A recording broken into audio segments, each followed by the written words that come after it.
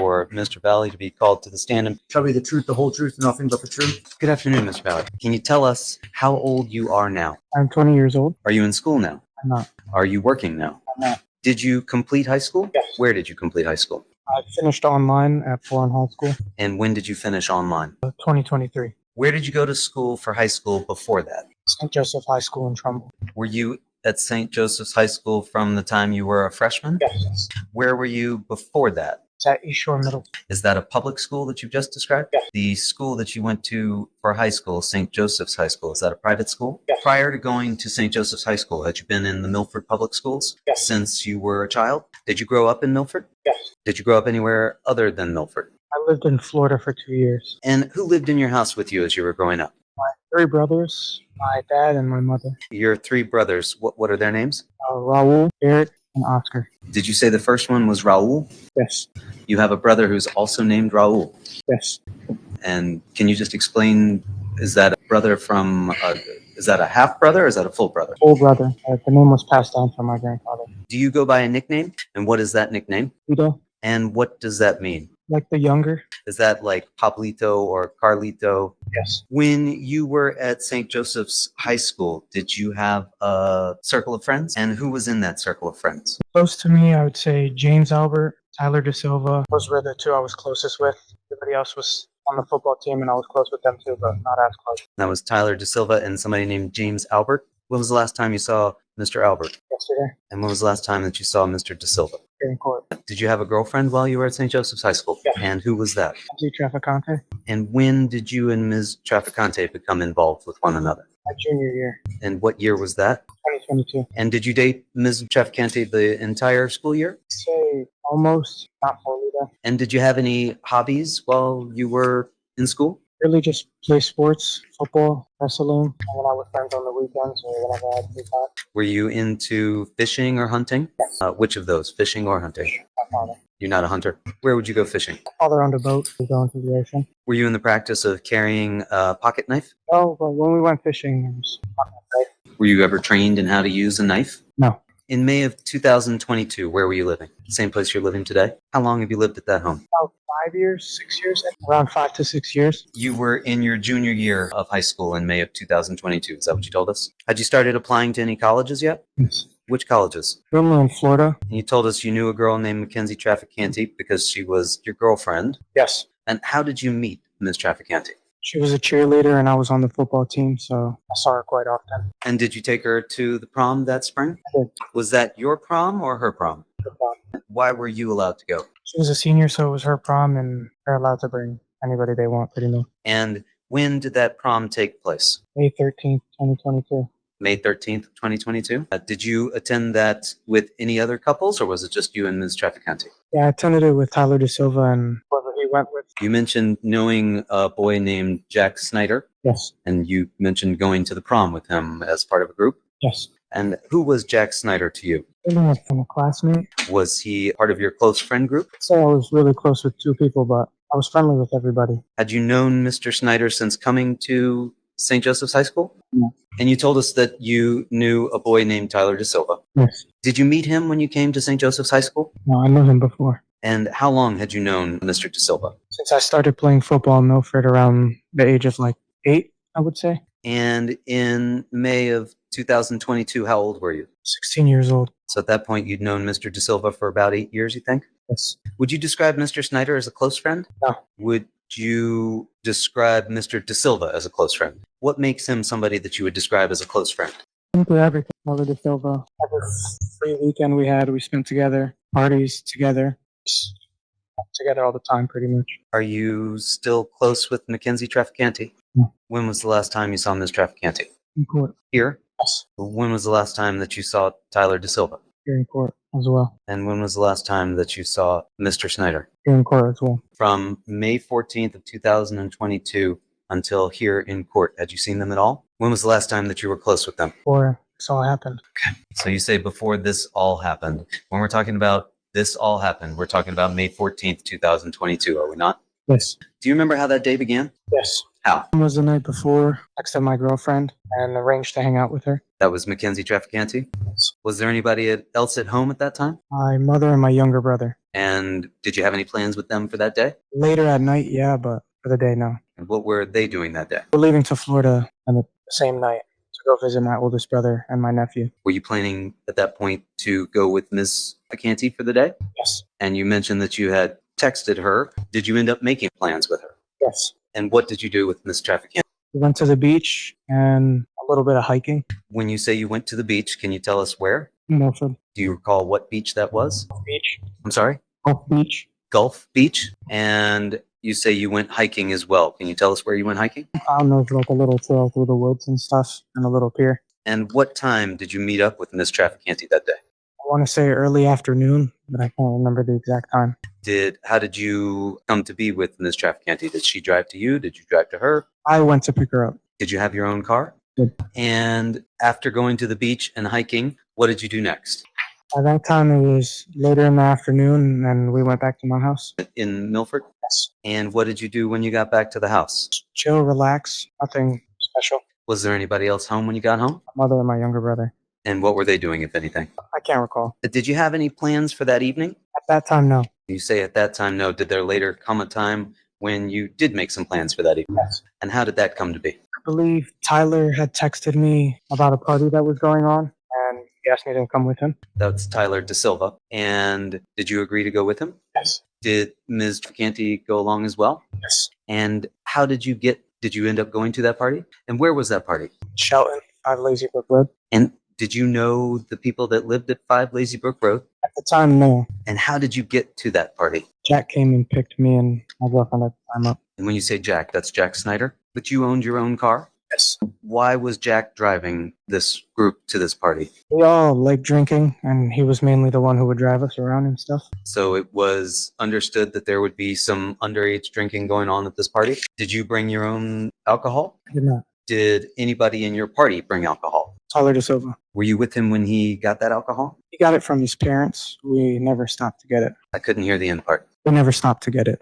You never stopped to get alcohol. Was that fairly standard for his parents to supply the alcohol when you were with him? Yeah. Did Mr. Snyder come to pick you up at your home? Yes. Was Mr. DaSilva already with him? Yes. Was there anybody else in the car? And at the time, Mackenzie Trafficante. Anybody else other than the four of you? No. And did the four of you leave in Jack Snyder's car and go to 5 Lazy Brook? Yes. How long did it take to get there? Anywhere from 15 to 20 minutes. What was it like in the car on the way there? Chill, drinking, listening to music. Loudly? Yes. Was that fairly standard as well? Yeah, always. Did you bring any alcohol in the car? Did you drink alcohol in the car? Yes. Did Tyler DaSilva drink alcohol in the car? Yes. Did Jack Snyder drink alcohol in the car? Yes. While driving? Yes. Did you bring any weapons in the car? No. Did you see any weapons in the car? No. Did you know if anybody else brought weapons in the car? No. You told us it took about 15 to 20 minutes to get to 5 Lazy Brook. What time did you arrive at 5 Lazy Brook? Around 8 or 9 p.m. Was it dark already? Yeah. Was it dark when you left the house to get there? About to be. And what was going on at 5 Lazy Brook when you got there? Upon getting there, we texted somebody who was already there to come show us the way in, and we walked up and went inside. When you say we texted somebody, did you text somebody? No, Tyler DaSilva. So Tyler DaSilva texted somebody, and did someone come to allow you into the party? Where did they meet you? In the driveway. Do you remember who it was? I believe Will Singewold. Will Singewold came to let you into the party? Yes. And who's Will Singewold? He was in my grade. We played football together. Did you see anyone else that you knew at the party? Yeah, there was a ton of people from my grade, and I pretty much know everybody there. Was this a party that consisted of St. Joseph's High School students? Yeah. Did you see any folks there that were not St. Joseph's High School students? No. And what did you do once you were into the party? Greeted everybody, started talking, conversating. Do you remember what you were wearing that evening? Was wearing Old Miss blue t-shirt, black jeans, and slides. Slides. What do you mean by slides? Flip-flops, but they were a form of sandals, pretty much. All right, see if I understand what a slide is. Is this a sandal that has a strap that goes across the top? Yes. Just a single strap? Yes. And at some point, did you put on a neck pillow? Yes. Why did you put on a neck pillow? At the time, I thought it was funny. Okay. Were you doing anything in particular when you put on that neck pillow? Yes, we were playing beer pong. Okay. And is that a a contact sport? No. So the neck pillow didn't have anything to do with game of beer pong? No. It was just to be funny? Yeah. And at some point, did you also put on a motorcycle helmet? And did you bring that with you? No. And where did you find that? Next to the beer pong table, there was a shelf with a whole bunch of random items. Okay. And is that where you also found the neck pillow? Yes. Put both of those things on? Yes. And how long did you have those things on while you were playing this game? A motorcycle helmet, we were kind of passing it around as like a good luck thing when we were shooting in beer pong.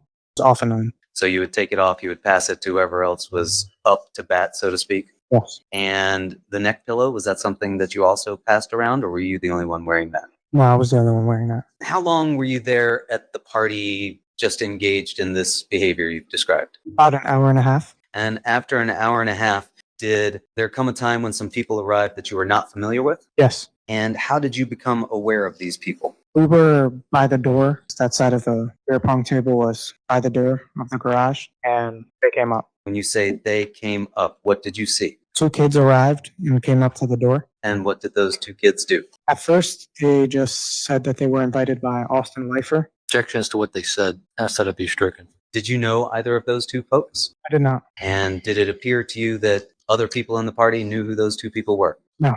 Did it appear to you that Jack Snyder knew who they were? No.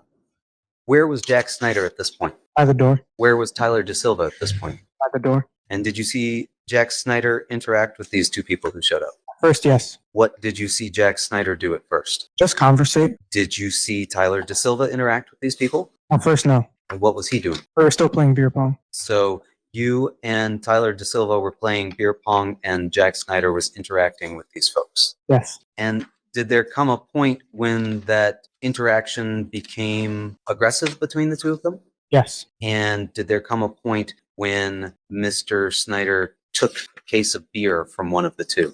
Yes. And what happened after that? It moved out into the driveway, and then a fight started. And when you say it moved out into the driveway and then a fight started, describe for us what people did once the group moved out into the driveway. I can't really remember who all was around, but I remember Jack and the other kid were close to each other. And did they square off with one another? Yes. Where were you when they squared off with one another? Off to the side. Did you put the helmet on in order to go outside? Objection. Leading. When you went outside, what were you wearing? A motorcycle helmet and my regular clothes. And when you got out to the driveway, were you engaged at all with Mr. Heinz at that point? No. Was Mr. Snyder engaged with Mr. Heinz at that point? No. But at some point, you've described they started to square off. Yes. And what positions did the other people that were there take at that point? They just started circling, like trying to get a better position on each other. I wasn't really paying attention to anybody else. And did there come a time when you came into contact with one of them? Yes. Who was that? Ryan Heinz. And how did you come in contact with Mr. Heinz? As he was circling, since I didn't have shoes on, he stepped on my foot and I pushed him. You pushed him? Yes. Did you punch him? No. After you pushed him, did you continue to attack him? No. What did you do? He tackled Jack and was beating on him while he was on the floor. I'm sorry? He was beating on him while he was on the floor. Who was beating on him while he was on the floor? He was getting the better of Jack. Ryan was getting the better of Jack. What happened next? We went over to break it up. He wasn't getting off at first, so we started pulling him off. You started pulling him off? Yes. Did you take off your helmet? No. Did you swing your helmet? No. Were you intending to fight Mr. Heinz? No. Did you use your helmet in any way to attack Mr. Heinz? No. As you were pulling or as you were getting involved with this fight that's going on between Mr. Heinz and Mr. Snyder, what were the other people doing? There was a couple people watching. Tyler DaSilva was helping me break it up. And what did you do? Still was trying to pull him off. By doing what? What were you doing with your hands? Describe for us what occurred. I was grabbing him by his waist, trying to pull him off of Jack. You were grabbing Mr. Heinz by the waist? No. Were you punching him? No. Were you kicking him? No. Did anybody else come over to join you? Other than Tyler DaSilva, no. Did you see anybody filming this? At the time, no. Have you since, as we sat in the courtroom, seen a video of what appears to be the fight at 5 Lazy Brook? Yes. And did you see other people come over to join this breaking up of the fight? Yes. Did you know any of those other people? Yes. Who did you know? Emily Robinson. How did you know Emily Robinson? Just seen her in school a few times. I really didn't know her. And after the fight was broken up, what happened next? Miss Leifer came outside. Who's Miss Leifer? The mom of Maddie Leifer. Was she the homeowner? Yes. Had you met Miss Leifer before? No. And what did Miss Leifer do at that point? She came up, snatched the beer from Jack that he was holding, and gave it back to the kid and said, "Get out of here." And what else did she do, if anything? At that time, she walked over to the garage and was able to see like how many people were actually at her house. Did you go back to the party? I did. Sorry? I did. And how long did you remain at the party? 15 to 20 minutes. And did you come to leave the party at some point? And why did you leave the party? Miss Leifer had shut it down How did you leave the party? with Jack Snyder. Anybody else? Tyler DaSilva, my girlfriend at the time. Will Singewald needed a ride, so he came. Same with Keenan and Dimitri. So there were at that point 7 of you in Mr. Snyder's car. Where were you seated in Mr. Snyder's car? Behind the driver. And Mr. Snyder was driving? Yes. And who was in the passenger seat? Tyler DaSilva. You were seated behind Mr. Snyder. Yes. And where was Miss Traficante seated? So on my left. Who was beside you and Miss Traficante? To my right, it was Will Singewald, and then to his right, it was Keenan. To his right was Keenan. Yes. He was against the passenger side rear door. Yes. And where was Mr. Arfanis? In the trunk. Was there a plan at that point for what to do? We're still kind of early in the night, so we were looking for another place to go. If there was another party, and where we were going to go next. At that point, did you have any weapons on you? No. Were you planning to go fight anyone? No. Did you see anybody else in your group with weapons? What was Jack Snyder doing at this point? Just driving. Did you know where he was driving you to? No. What was Tyler DaSilva doing at this point? In the front talking to Jack. Could you hear what they were saying? No.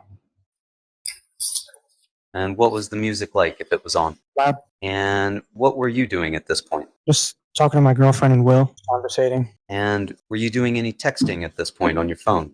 No. Did you have your phone with you? Yes. Did other people have their cell phones with them? Yes. Could you see anybody on their cell phone at that point? I saw Jack Snyder on and off his phone while driving. And where did the car go? We ended up at Trumball High School. You say you ended up at Trumball High School. Is that someplace that you'd been before? Only for football games. As the car was driving, did you know that you were heading towards Trumball High School? No. And what was going on when you arrived at Trumball High School? There was a couple cars from the party before, and we're also trying to figure out what to do. And did Jack Snyder stop the car there? Yes. Did you see anyone there that you knew? Yes. Who? A car closest to us was a car full of girls, and there was 3 of them that were in my grade. Do you remember who they were? I only remember the driver. And who was that? Maya Fagan. I'm sorry? Maya Fagan. How did you know Maya Fagan? She was a friend of mine in the same grade. She was also a cheerleader. Did she know Ms. Traficante? Yes.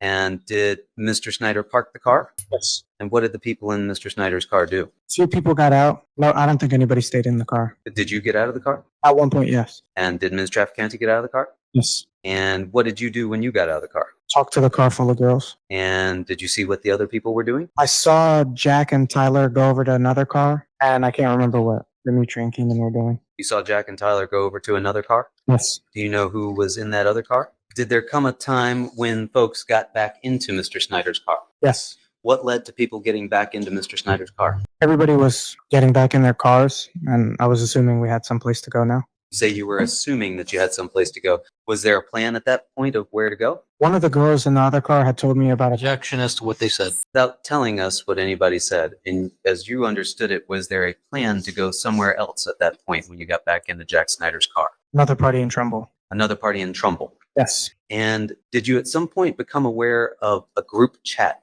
that was going on? Yes. Was this a group chat that you had created? No. Were you a part of this group chat? Yes. How did you become a part of this group chat? I got added to it. You got added to it? How did you know that you had been added to it? As soon as you're added to a group chat and people are texting in it, you get a notification that pops up. And did you get a notification? When you got that notification, did you look at your phone? Yes. And what was the nature of the texts that were going back and forth on this group chat? There was a lot of people in it, and they were just talking crap to each other back and forth. Did you know any of the people that were in that group chat? Yes. Who? A couple of my friends I noticed were in there from my football team. Some kids that weren't even around. They were at townhouses in different states or stuff like that.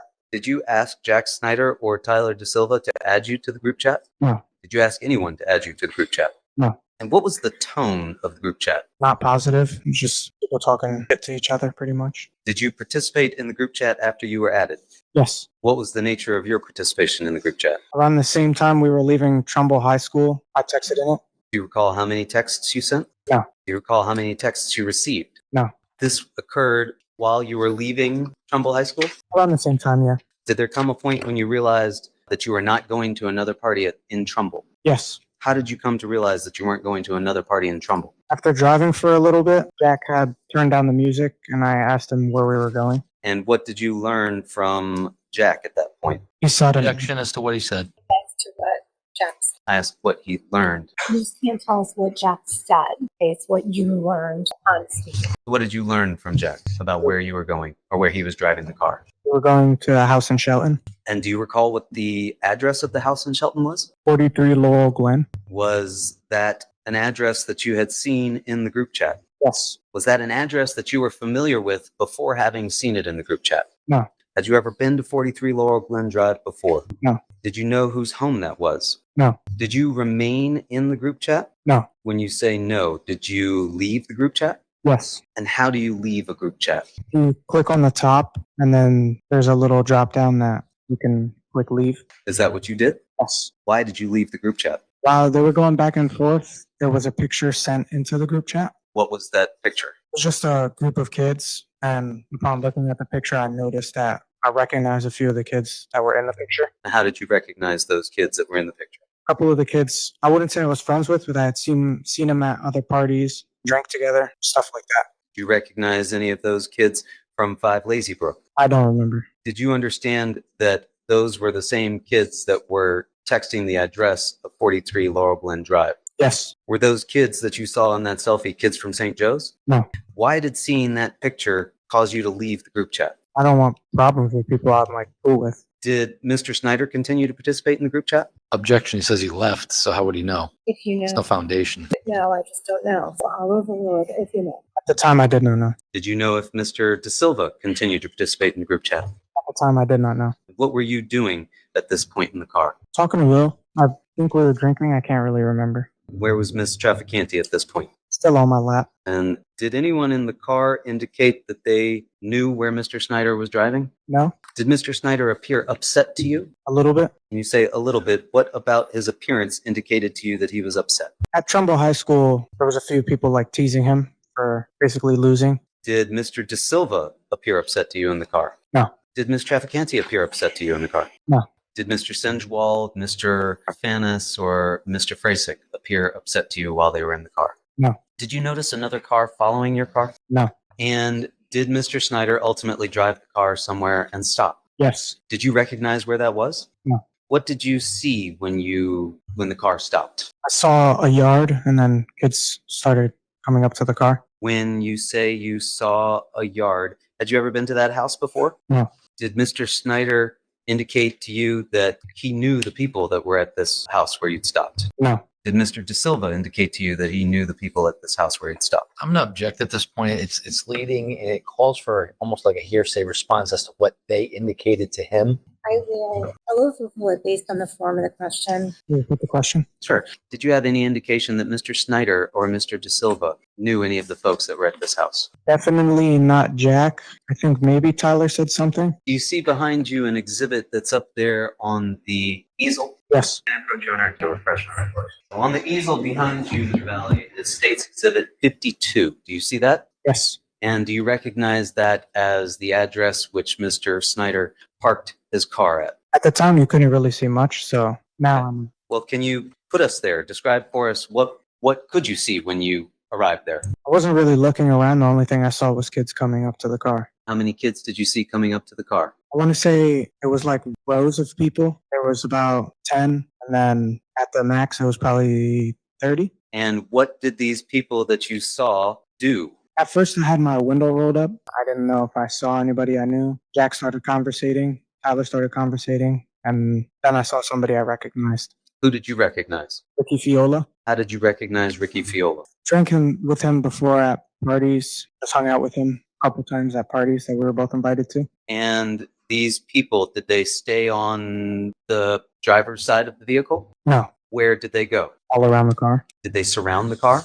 Yes. Objection. Leading. Oh, Did these people go in the front of the car? Yes. Did these people go on the passenger side of the car? Did these people go in the rear of the car? Yes. Did you feel surrounded by these people? Yes. Once these people were on all sides of the car, what did Jack Snyder do, if anything? I couldn't really hear his conversation. I was having my own conversation. So at that time, nothing. Where was Ms. Traficante at that point? Still on my lap. Did there come a time when she was no longer on your lap? Only when we got out of the car. Do you recall her climbing into the trunk area of the vehicle? No. Where was Mr. Sinjwald? Still to my right, Where was Mr. Arfanis? still in the trunk. And where was Mr. Frasick? Still in the rear passenger. And the conversation that you've described Mr. Snyder as having, without telling us what he was saying, how would you describe the tone of that conversation he was having? At first, it was fine, and then it got really aggressive. What about it was really aggressive? There was a few kids shouting at him. Few kids? Yes. And what was, you've described Mr. DaSilva as having a conversation. What was the nature of that conversation? This was also peaceful. And did it remain peaceful? Yes. And you said you were having a conversation. Yes. Was that a peaceful conversation? Yes. Did that remain peaceful? Yes. Did you throw anything outside the window of your car? No. Did you see Mr. Snyder throw anything outside the car? No. Did you see Mr. DaSilva throw anything outside the car? No. Did you see anyone inside your vehicle throw anything outside the car? No. Are you certain that people were on all sides of the vehicle? Yes. And you've described at least one of these conversations as taking a turn and becoming more aggressive. When you say more aggressive, you described yelling. Yes. And could you see the faces of the people that were outside the vehicle? No. Could you hear threats? Not that I can remember. Could you see people hitting the car? Yes. What did that feel like inside the car? It's weird to describe. I've never been in a situation like that. They were just punching and kicking and hitting the car from everywhere. On all sides of the vehicle? Yes. Could you tell if things were being thrown at the car? At the time, all I heard was the banging and stuff. Loud bangs? Yes. Did you hear glass shattering? No. When you got in the vehicle that evening with Mr. Snyder, did you see a shatter in the windshield? No. Did you see Mr. Snyder with any weapons at that point? No. Could you see what was in Mr. Snyder's lap? No. Did you have a weapon? Did you have anything in your hands? No. Could you feel the car begin to rock? Yes. And did you see anybody on the rear bumper? No, I didn't look backwards. Did you begin to worry? Yes. Did you begin to feel unsafe? I'm going to object. This is leading. How were you feeling as the car was rocking and the hands were hitting the car and other things were hitting? Nervous and a bit of panic. You say a bit of a panic. Had you ever been that panicked before? No. Did you feel like you could get out of the car? Leading. I'll allow that, but just keep an eye on the leading questions. Why didn't you feel like you could get out of the car? Because there were so many people surrounding the car. Could you see the faces of the other people in your car? The only face I remember looking at was Tyler. What did Tyler's face look like? Pretty scared. Do you remember what Ms. Trafficante was doing at that point? No, I don't remember. Did it seem to you that the situation in the car was calming down? I'm going to Debate objection, counsel, but I would have sustained the objection. I'll allow the answer to stand. Had you ever been in a car before while it was being attacked? No. What sorts of things did you worry about as you sat there with the car surrounded and being rocked? Mainly that they were going to break the windows Why did you worry that they were going to break the windows? because they were punching them. Did you worry that anything else might happen if they broke the windows? At the time, I was just wondering why Jack wasn't driving. Could you tell if the car was still on at that point? Yes, it was. How did you think it was going to end at that point? objection. That calls for speculation. What did you expect was going to happen next? That they were going to break the windows. Did you have a plan if they did that? No. Anything about the demeanor of the people on the outside of the car leads you to believe that they were going to stop? I'm going to object. That calls for speculation as well. I'll overrule it. No. And did you see anyone in your car with a weapon at that time? Objection asked and answered. At some point, did Jack finally move the car? Yes. And where did it go? Straight. Did you know where you were? No. Had you ever been in that neighborhood before? No. And did Jack ever stop the car? Yes. Could you see anyone outside the car when Jack stopped the vehicle? No. May I approach again, Your Honor? Take this one down from behind you. There's one. When Jack stopped the vehicle, do you have the pointer there with you? Can you use that pointer to show us on State's Exhibit 1 where you remember him stopping the vehicle? Your Honor, can the record reflect that the witness has pointed to the area just before the intersection of Farmhouse Lane and Laurel Glen Drive in front of what has been identified before as 36 Laurel Glen Drive? So noted on the record. Thank you. And what did you do when Jack stopped the car? My girlfriend at the time was crying and asking to get out. Question is, what did you do when Jack stopped the car? I got out. Did it seem safe to get out at that point? Yes. Did you see anyone from the house that you had just left at that point? No. And where did you go when you got out? Side of the road. Can you show us on Exhibit 1 there which side of the road? May the record reflect, Your Honor, that the witness is pointing to the side of the road opposite from what has previously been identified as 36 Laurel Glen Drive. So noted on the record. Thank you. Did anyone else get out with you at that point? Yes. Who? Tyler DaSilva and my girlfriend at the time, Mackenzie. Okay. Did anybody else get out? No. And when Mr. DaSilva got out, where did he go? At first, he was right next to me. And when Ms. Trafficante got out, where did she go? She went to the end of the road. And so, in your recollection, the other occupants of Mr. Snyder's vehicle did not get out of the car? No. Where did Mr. Snyder drive the car at that point? Straight? Did you see where he went? No. Could you see any of the folks from 43 Laurel Glen Drive, the house that you had left? No. At some point, did you see any of those folks again? Yes. When was that? When they came running down the road. What were they doing when you saw them come running down the road? I believe screaming and just running. Were they throwing anything? Yes. Do you recall what they were throwing? I believe only one person threw like a water bottle. Did it hit you? No. Did it hit anything? I believe it hit the car, but I wasn't really looking. Did you have any interactions with the kids from 43 Laurel Glen Drive? Yes. Who do you recall interacting with from 43 Laurel Glen Drive? Tyler Rich and Ricky Feola. And when you were interacting with Tyler Rich, what was that interaction like? At first, he just ran past me and chased the car until it fully drove off. And after that, they all kind of started walking away. He was able to walk away. Did you have any one-on-one interactions with Mr. Rich? Yes. What happened between you and Mr. Rich? As he was walking away,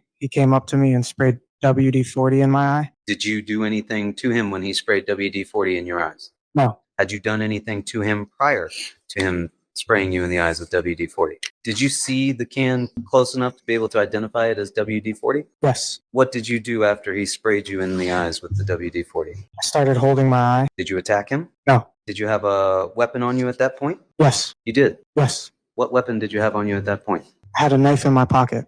Where did you get the knife from? Before Jack left, he tossed it to me. Okay, let's back it up a little bit. Before Jack left, Yes. when did Jack leave? When he dropped off me, Mackenzie, and Tyler at the end of the road. Before the Shelton High kids came? Yes. Put us there. Tell me how Mr. Snyder gives you this knife. Mackenzie exited the vehicle. I got out right behind her, and then Tyler got out from the passenger. Me and Tyler were standing on the side of the road right before Jack's about to drive off. He says, Objection as to what he says. You can't tell us what anybody else says. You can tell us what they did. he tossed the knife. And what did you do when he tossed the knife? At first, it hit me and then fell on the floor. I picked it up and said, "What are you giving me a knife for?" And what did Mr. Snyder do at that point? He said, Objection.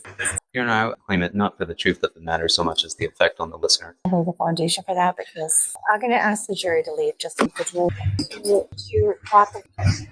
All right, I ask the jury to exit because, as we've often stated before, phrase that we like to use, because we can't, it's difficult to unring the bell. So you're claiming this as not being offered for the truth of the matter. I'll see an offer of proof on that outside the presence of the jury. He's just described what sounds like a surprising, unplanned event, and somebody has just thrown a knife at him. I'm not sure what he's going to tell us Mr. Snyder said to him at that point, but given the circumstances of the situation that he has described, I think it's important in the case where we're talking about what his intent was, in particular what his intent was with this knife, that we've already had other testimony about Mr. Snyder giving to him, and Mr. Snyder's version of what happened in that account. I think it's important to know what the effect was on him when he said this. I don't know what he said. I know that the question was, why did you give me that? Was what his response was starting with, he said. Yes, Your Honor. What would be the effect on the defendant at that point in time? As far as understanding what he was thinking when Mr. Snyder gave him this,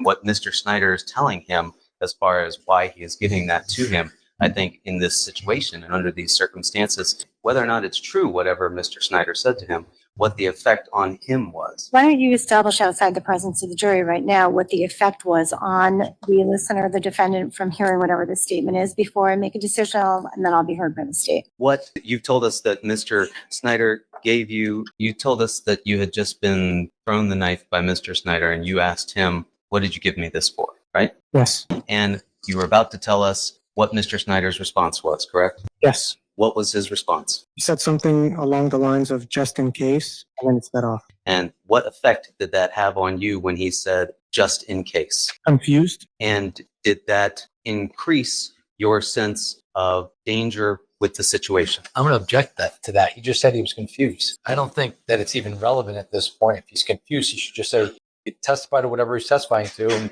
At that point, I felt confused. I don't think the statement of what Mr. Snyder says comes in for effect on listener at this point. And to me, I'm concerned with it really bootstrapping here because really we want to hear what he says Jack said for its truth. And that's the concern, right? So, Snyder testified, defense counsel could have asked him what was said, and I believe he may have asked him what was said, and Mr. Snyder actually said, no, the defendant asked him for the knife. So now we're getting into this bootstrapping of hearsay statements and trying to guise it under, effect on listener. The response is what the response is. Now, he felt confused. So to me, it doesn't come in for the effect on listener. That can be elicited without the hearsay response from it. I have to agree. You can ask him how he was feeling at that point in time to extract from the witness that he felt confused. So the court is having a difficult time understanding the relevance of that particular hearsay statement. Court's going to sustain the objection to the hearsay statement. Understood. Rebecca. How did you feel when he threw that knife to you? Confused. And what did you do with the knife? Put it in my pocket. Do you remember which pocket? My right pocket. And did you have that knife on you when Mr. Rich sprayed you with the WD-40? Yes. Did you at any point go into the bushes along the road there? No. You remained on the curb? Yes. Could you see where Mr. Snyder drove off to? I just saw the car take off straight. Did it go out of your field of vision? Yeah, right as he sped off, I heard the kids screaming and running down the road. So I turned my attention to that. And did there come a point in time when Mr. Snyder returned? Yes. And what happened when Mr. Snyder returned? All the kids that ran down had already left, came back, and everybody got out of the car. Other than the interaction with Mr. Rich, did you have an interaction with any of the other Shelton kids while you were down there on the side of the road? Yes. Who else was that? Ricky Feola. And what was that interaction like? He saw Tyler Rich spray me with the WD-40 and he came up to me. Did he do anything to you? Just talk to me and I guess make me feel better about the situation. When the vehicle came back, did Mr. Snyder park the car? Yes. Can you show us on Exhibit 1 behind you where he parked the car? To reflect, the witness has indicated on Exhibit 1 that Mr. Snyder parked the car in front of what's previously been identified as 36 Laurel Glen Drive. We'll go ahead and note that for the record. Thank you. What did Mr. DaSilva do at that point? Jack started inspecting the car. And what did you do at that point? I was still rubbing my eye. What did the other occupants of the vehicle do at that point? Mackenzie was still sitting in the same spot she was previously. I can't remember where Keenan and Dimitri were. I believe they were also standing by her. Were you upset at that point? Yeah. What were you upset about? And I got sprayed with WD-40 for no reason. Were you angry? No, more confused on why he did it. Did you know Tyler Rich prior to that? Yes. How did you know Tyler Rich prior to that? Same as all the other kids I knew from Shelton. Seen him at parties, drank with them before. But you'd never been to that house before? No. Did you know that that was Tyler Rich's house? No. Were you still scared at that point? Yeah. Were you more scared or more confused? More confused. What did you do next? I walked over to where my girlfriend was sitting. Where was she sitting? The same spot at the end of the road on the curb. And what was her demeanor like? She was really upset. Did you at some point go over to inspect the car? No. What did you do next? I asked Mackenzie for a ride home from her sister. And was her sister present? No. And what did you do after you asked her for a ride home with her sister? I started waiting there Where were you waiting? by my girlfriend and by the car. Can you point out to us on the exhibit where that was? Had she remained in the same position during the course of these events at the end of the road that you've been describing to us? Yes. And what was she doing while she was waiting on the curb? Could you see? She had her head down, in between her legs, looking at her phone. And what happened next? Tyler and Jack started talking about going back. Where were you at that point? Close enough to hear them. How far away? Want to say 5 feet? Away from them? Yes. And what happened next? Tyler started saying, Objection calls for hearsay. You were telling us what was happening at that point. Okay? Can you tell us what you saw Mr. Snyder do? talk to Tyler DaSilva, What was Mr. Snyder's demeanor like when he was talking to Mr. DaSilva? agreeing with him. Did he appear excited or upset or calm? Couldn't really tell. Mr. DaSilva, what did his demeanor appear like to you? Confident? I'm sorry? Confident? He appeared confident? Yeah. Mr. Valle, I don't mean to be rude, but do you understand the word demeanor? Yeah. How did his face appear? He didn't really seem too worried. Did Mr. Snyder appear not too worried as well? Yes. And at some point, did they get back into the vehicle? Yes. Who got into the vehicle first? Jack. And did he get into the driver's side? Yes. And did Mr. DaSilva get back into the vehicle? Yes. Where did he get into the vehicle? Passenger? And did you ultimately get back into the vehicle? Yes. Why did you get back into that vehicle? I was asked to by Tyler. Objection. I would ask that it be stricken. All right, so the jury, if you wrote that down, please remove it from your notepads. Court is striking the last response. Sorry, he was asked by someone else. Okay, so that does not. When you got back into that vehicle, what were you thinking? I trusted my best friend that everything was going to be okay and we were just going to go and make peace. Did you understand that there was some plan to go and make peace in this situation? I'm going to object. That's leading. Sustain. You've just said that you trusted your friend to make peace. Yes. Objection. He did not say that. So I would ask that it be stricken. This is leading. All right, so I will strike the response, which was yes, sustaining the objection. You got back into that vehicle last. Yes. Where did you get back into that vehicle? Behind the driver. Behind the driver? Yes. And did you still have the knife on you? Yes. Was it open? No. Where was it? Still in my pocket. Still in your right pocket? Yes. Did you have your hand in the pocket? No. Were you scared to get back in that car? A little bit. Where did you think the car was going to go? Back down to the house. Did you think that was a good idea? At the time, few interactions had already been peaceful here and there, so it didn't seem like the worst idea in the world at the time. You understood that Ms. Traficante was not going to be getting back in that car? Yes. Did you think it was a good idea to leave her there? Yes. Why? There was other people with her, and her sister was on the way. Were you upset or angry as you got into that car? I'm going to object. It's asked and answered. Gotten to that location yet, so I'll overrule. When you got back into that car, were you upset or angry? No. Not about your eyes being sprayed with WD-40? No. And did Jack Snyder drive the car back to 43 Laurel Glen Drive? Did. What was that drive there like? Nobody said anything? Was the music on? No. Was it a fast drive? I can't remember. And did Jack Snyder ultimately stop his car at the same house as before? Yes. Did you see any people in the yard? Yes. How many? At first, they were far back in the yard, so I want to say 10. You say at first they were far back in the yard. Were there any on the curb or near the street? And you could see 10 people in the yard? Well, yeah. Did you recognize any of those people? No. Did they remain where they were? Yes. What did Tyler DaSilva do when the car stopped? He opened his door and got out. What did Jack Snyder do when the car stopped? Nothing. Where did Tyler DaSilva go when he got out of the car? As soon as he got out, he started walking onto the lawn. Walking? Yes. Not running. Did you stay in the car? No. What did you do? As soon as Tyler got out, I got out. Why? It's my friend. I knew a couple people there. I was just going to help ease the situation, I guess. Where was the knife? In my pocket. Did you have your hand on it? No. Where did Tyler DaSilva go as you were following him out of the car? We started walking up the yard. Use that pointer that you have and show us where you saw the initial 10 kids in the yard. It's kind of out of the frame. Out of the frame? Yeah. But you could see them from where the car parked? Yeah.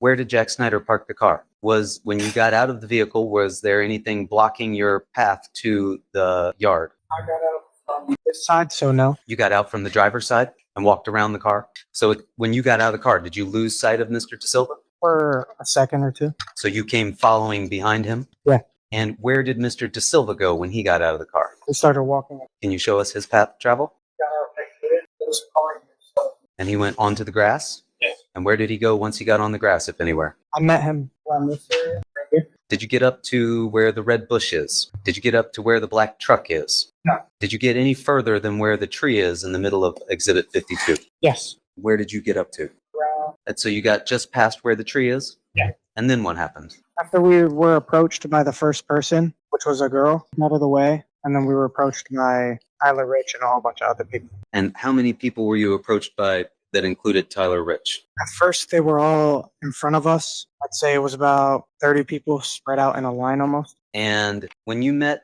Mr. DaSilva on the grass as you came around the car, did he indicate to you in any way that he was surprised that you had followed him? No. Did he indicate in any way to you that he did not want you to follow him? No. You told us that you recognized Tyler Rich as one of the people that had approached you. Yes. Did you recognize anyone else? No. Did the people, you described them as being in sort of a line, did they stay in one area? No. What did they do? Shortly after we were both in our own conversations, they started to surround us. And you say you were both in your own conversations. Do you mean Mr. DaSilva and yourself? How close were you standing to Mr. DaSilva when you were confronted by these other folks? At first, we were right next to each other. You say at first. Did there come a time when you got separated? And so who or how many people was Mr. DaSilva engaged with? At first, we were all talking to the same amount of people. And then after a little while, when I looked to my left, there was a wall of people blocking me from Tyler. Okay, let's break it down a little bit. You've said at first you could see Mr. DaSilva was talking to the same amount of people as you were. Yeah. How many people was Mr. DaSilva talking to? Directly 10. There was a lot of kids around though. And was he talking to any one person in particular? Yes. Who was that, if you know? Were there other people with Mr. Rich? How close were they standing to Mr. Rich? Side by side. You described them as forming a wall. Yeah. And how many people were you engaged with at that point? Before or after they surrounded me? Let's take it frame by frame. You've described Mr. DaSilva talking with a group of people, and you said you were talking with a number of people as well. At that point, how many people were you engaged with? I was directly talking to about 4 to 5 people. And how many people, were there people behind them? Right next to them. Were they shoulder to shoulder? Yeah. And where were these people positioned, if you can show us on the exhibit there? And did they stay just in front of you? No. What did they do? They started to surround me. How were you wearing your shirt at this point? Normally. Did you ever at any point pull it up over your head? No. Where was the knife at this point? In my pocket. Did you have your hands in your pockets? No. How were you feeling at this point? Nervous. Why were you feeling nervous? Because there was a lot of people just surrounding me. So yesterday when we were here and we left off, I believe you had taken us to the front lawn of 43 Laurel Glen Drive. Do you recall that? Yes. And you were describing for us the scene there on that front lawn as you and Mr. DaSilva walked up to a group of individuals that had come out of the house. Do you recall that? Yes. Okay. And I believe that you had told us just shortly before we dispersed for the day that you thought there were about 10 people facing you and about 10 people facing Mr. DaSilva. Do you recall that? Yes, but I'd say it was around 50 kids altogether. 50 kids altogether? Yes. Were you counting them? How can you be sure that there were 50 kids? I wasn't able to see behind them because there were so many people. It felt to you like there were 50 kids, Yes. but you weren't counting 50 kids. No. Do you recall how many kids do you recall yesterday you had described for us that there were essentially two groups that started to form, one that was dealing more with Mr. DaSilva and one that was dealing more with you? Yes. And how far away were you from Mr. DaSilva at that point? Once the two groups started forming, it was hard to say how far Tyler was from me. I want to say 5, 6 feet. And you had described that he was trying to have some sort of a conversation with somebody that he was dealing with. Do you recall that? Yes. Were you trying to have a conversation with anybody? What were you doing at that point? Yes. I was trying to have a conversation with Ryan Heinz. Ryan Heinz was one of the people that was facing you? Yes. How many other people do you remember that you were dealing with in the group that was facing you? After they separated into two groups, I want to say there was around 25 to 20 people just on me. And where were they positioned? At first, they were just in front. And then once they made the two separate groups, they were on both sides and in front of me. Where do you recall standing as this group starts to form around you? Did you see anybody around the red bush? There was people everywhere. Did you see anybody moving around behind the red bush? When you described being surrounded by this group that's facing you, were there some kids that were dealing with you more directly than the larger group? Once they separated us into two groups, everyone was saying stuff. You described interacting with Ryan Heinz. Yes. Was he separate from the larger group in some way that you were dealing directly with him? Tell us how that worked. He was just the person that I was talking to. There was people shoulder to shoulder with him, right next to him, on my sides. But he was the one that I started talking to directly. Was he closest to you? They were all the same distance from me. How far away from you were they? Not even if That close to you? Yeah. Your Honor, I'd ask the witness to demonstrate with me what he was experiencing at that point. If the witness is comfortable demonstrating, that's fine. Just please keep it in the web. Thank you. Will you come down here, Mr. Valley, please? Please, if there's going to be any statements, just make sure that you're keeping your voice up so the microphones can catch your statements. Thank you. You, where is Ryan Heinz? And is Ryan Heinz as the same size as you? And you're Ryan Heinz. What is he doing? At some point, does he do something else? Yes. What? After he starts yelling, I stuck my hand out as I was backing up from everybody. And he smacks my hand out. Where were the other people that you've said were around him? My sides in front of me. What did you do when he smacked your hand down? As you began to try to back up, what happened at that point? I got hit. Where did you get hit? It was the side of my head, I want to say, but I couldn't really tell where. When you say it was the side of your head, could you tell which side? I only found out after. And how were you feeling at that point? Everything just went black. When you say everything went black, what's the next thing that you remember? My face was in the ground. Could you see where Tyler DaSilva was? What could you see? Just the ground. And people were just kicking and punching. Did you have the knife in your hand at that point? No, Where was the knife? it was in my pocket. Could you see any way to escape? No. Did you try to get up? Yeah. Could you get up? No. Why not? There was just so many people hitting me everywhere. What could you hear? They were yelling and just, it was so weird. They were just yelling like, I can't even describe it. Did you hear anyone say, yes, sir? I heard a whole bunch of things. Could you hear anything from Mr. DaSilva? Could you see the vehicle that you had arrived in, Jack Snyder's car? No. Could you see any way to make an escape from your position? Where were the other people that were kicking you, as you've described it? All around me, on top of me, behind me. Could you see who was on top of you? No. Could you tell what the person or persons that were on top of you were doing? Hitting me. Where were they hitting you? My head, the back of my head, kicking the front of my face, my ribs. Did you get the sense that they were going to let you up and let you go? What did you do at that point? I went to cover my head in like a fetal position. Did that seem to have any effect? What did you hope would happen if you went into the fetal position? They would stop. Did they stop? Put us there on that lawn with you in the fetal position. What were you feeling? Hopeless, scared, terrified. Why hopeless? Because they just weren't stopping. How were you feeling physically? What hurt? Did you lose consciousness? After the first hit, yeah. What happened next? As I was in the fetal position, the sides of my head and the top of my head, with my forehead into the dirt, I was almost like hunched over. And I reached in my pocket and grabbed the knife. What were you thinking when your hand touched that knife? It felt like the only thing that What were you seeing at that point around you? my face was in the dirt. I couldn't really see. I just felt nothing changed. Could you see Tyler DaSilva? No. Could you hear Tyler DaSilva? No. What could you hear? Still just the same screaming. Did the group give any indication that they were going to stop or let you up? No. What happened next? After I took the knife out of my pocket, I started waving and just stabbing in every direction, just flailing my arm around. Could you tell if you'd hit anything? Did that seem to have any effect on the attack? No, it made me more scared. Why did it make you more scared? It changed what they were doing and it didn't stop them from doing anything. Were they still kicking you? Yeah. Was someone still on top of you? Yeah, there were so many. Were you able to get up at that point? What happened next? I kept flailing my arm around, trying to get them away from me. Were you aiming for anyone? No. Were you aiming for Ryan Heinz? You weren't trying to kill Ryan Heinz?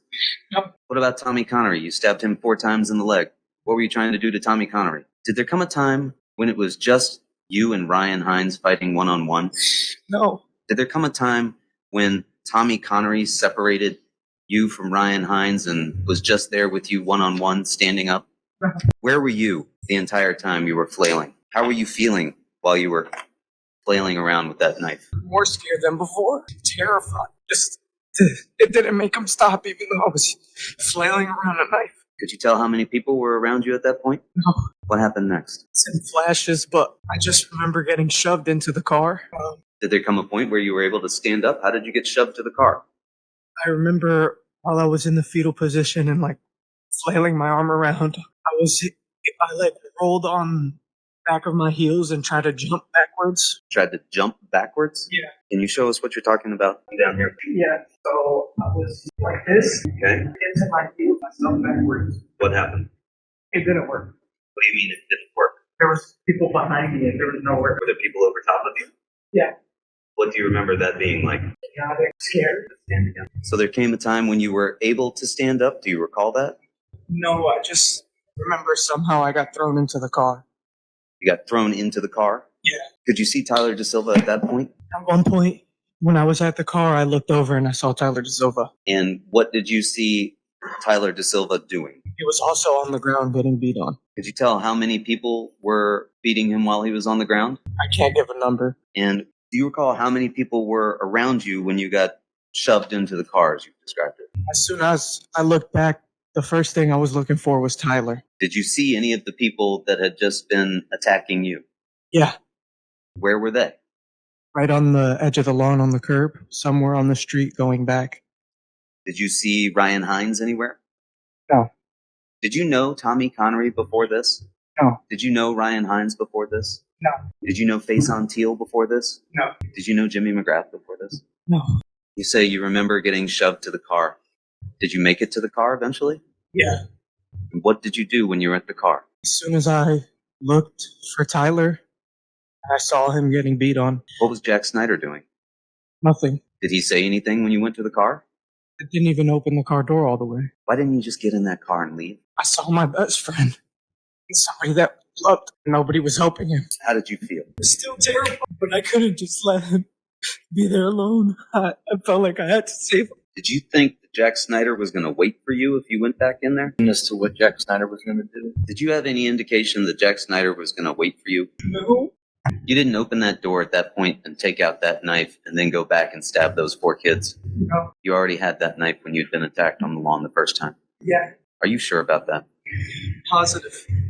You weren't upset that you had been attacked and went back to get that knife? Had you known about that knife being in the car prior to that evening? No. When you got back to that car, you didn't get back into the car, right? Why didn't you just go running off back down the street, back down Farmhouse Lane, down Laurel Glen, towards Farmhouse? Why not? He was my best friend.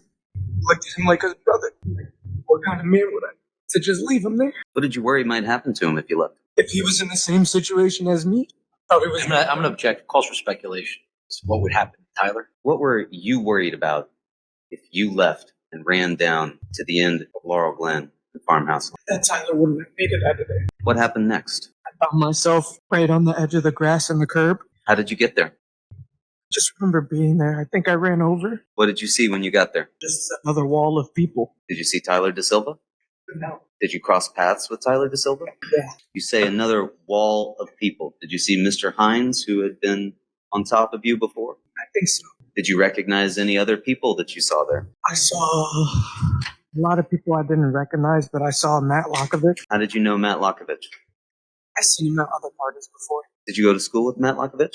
I did not. Do you know if he was older or younger than you or the same age? I believe we were the same age. Are you and Matt Lockovich the same size? No, he was way bigger than me. How did you feel at that moment? Felt like the same thing was going to happen again. Why didn't you just turn around and run back to the car? There was no way I was going to be able to turn my back on that. Why not? I was just, there was no way to turn around without them really about to hit me or knock me down or something. Did they give any indication that they were backing off? No. Did they start to back away from you as you stepped onto the lawn? No, they stepped closer. Where did you see people? It was almost like a U, but wider. Like a horseshoe? Yeah. Were there people to your right? Yeah. Were there people in front of you? Yeah. Did they give you any indication that they were just going to let you go? No. What did they do? They stepped closer, then I got hit. You got hit? Yeah. Who hit you? Came from the left side. I don't know exactly who hit me. Where did they hit you? Right side of my head. What did they hit you with? I don't know. I think their hand. How many people? I don't know. As soon as they hit me, I fell and I swung. You told us before that you were wearing slides that night. Yeah. Were you still wearing the slides at this point? No. What happened to the slides? They were gone. Just in my socks. Was it wet on the grass that night? Yes. What else do you recall about being hit? I just remember immediately after I got hit and fell, I swung. What were you swinging at? Anything. What were you aiming for? Anybody who was coming at me. Did Matt Lockovich hit you? I couldn't see who hit me. Did Jimmy McGrath hit you? When you swung that knife, did you feel it hit something? No. How were you feeling when you swung that knife? Immediately after I swung, I had one knee on the ground and I saw behind me. What did you see behind you? There was like a little hole. I tried to jump and run away. A little hole where? So I swung, put my whole body into it, and I slipped on the grass while my knee was down and faced backwards. And I'd ask the witness to come down and demonstrate this again. I think it's a little hard for me to understand what's described. You've described in your answers an interaction that I find hard to follow. I want you to show us what you mean by swinging, your knee going back. Demonstrate. So, sitting here, man, on the ditch, like this, and then you hit up like this. Okay. And I swung. After I swung, I ended up like this, facing back. When you say you're facing backwards, which way are you facing now? Towards the road or towards the house? There's the road. What did you do next? I was on my jump up. Did you go to stab anybody else? No. Did you go to stab Mr. McGrath? You went to jump up? Yeah. Did something prevent you from being able to jump up, or did you succeed in jumping up? As soon as I jumped up, I got hit again Where did you get hit? on the left side of my head. Do you know who hit you? I believe it was phase on two Why do you believe it was Faison Teal? because I remember seeing the big truck. What did you do next? I fell on the feet In the street or on the curb? in the street. You say you fell on the pavement. What did you feel? I scraped my hands on the floor. Where? Where did you scrape your hands? The tops, the bottoms, the fingers, your palms? How were you feeling at that point emotionally? Scared. Why? And once I was on the floor again, there's a chance that they could all surround me again. Could you see Tyler DaSilva? No. Could you see the car that Jack Snyder was driving? At that point, no. What did you do next? I tried to lunge myself up again, and then I dove towards the car Where were the kids that had been in the lawn prior? in the road now. Following you? Yeah, What happened next? I got in the car. Where did you get in the car? The passenger seat. Front? Rear? Front. Different than the seat you had been in when you went down to the house. Yes. Why did you get into the front passenger seat? I was right there, and I just wanted to get in. Where was Tyler DaSilva? At that point, he was not. Could you see where Tyler DaSilva was? No. What did Jack Snyder do? He tried to drive off. Without Tyler DaSilva in the car? Yeah. How did you feel when Jack Snyder did that? I screamed and told him to wait. Did there come a point when Tyler DaSilva got in the car? Yeah. Did you have the knife in your hand at this point? No. You put it back in your pocket. No. What did you do with the knife? When I scraped my hands on the floor, The knife was on the floor? yes. You're saying floor. You would agree there is no floor outside where you've been. What do you mean by floor? Pavement. Did you see where it went? No. Did you try to pick it back up? No. Why not? I just wanted to get to the car. Did you see Tyler DaSilva with the knife when he got into the car? I didn't really look back. When Tyler DaSilva got into the car, did you see him then? Yeah. What did he look like? His face was destroyed. He was holding his head. Was he bleeding? Yes. Where? All over his face, and it was blood dripping down. What was he doing? He was holding his head and In pain? hand in anger. Anger at the kids in the yard? No. Anger at you? No. Anger at who? Jack. Can we see Exhibit 60, please? We're going to watch Exhibit 60 here, Mr. Valle. Yes, sir! Come on, let's go then.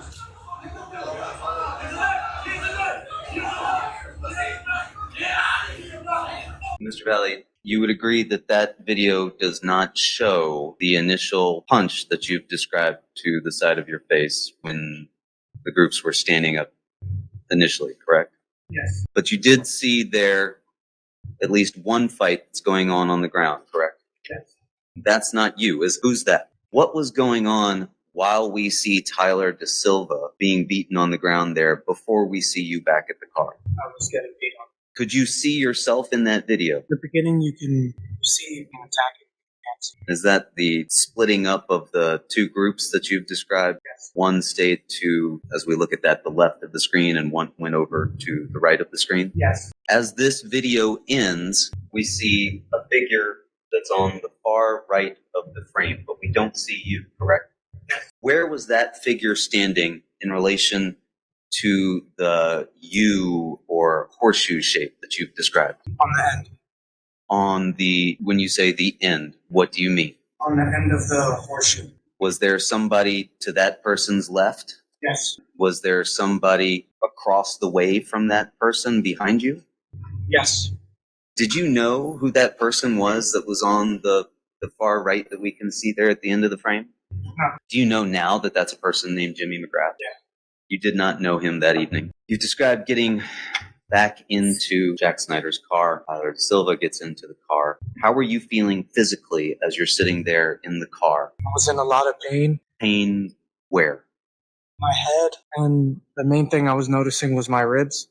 What happened next? Did Mr. Snyder leave? Did you remain there in that place? As soon as Tyler jumped in the back of the car, he instantly took off. We started driving. Did you know where he was going at that point? Did you care where he was going at that point?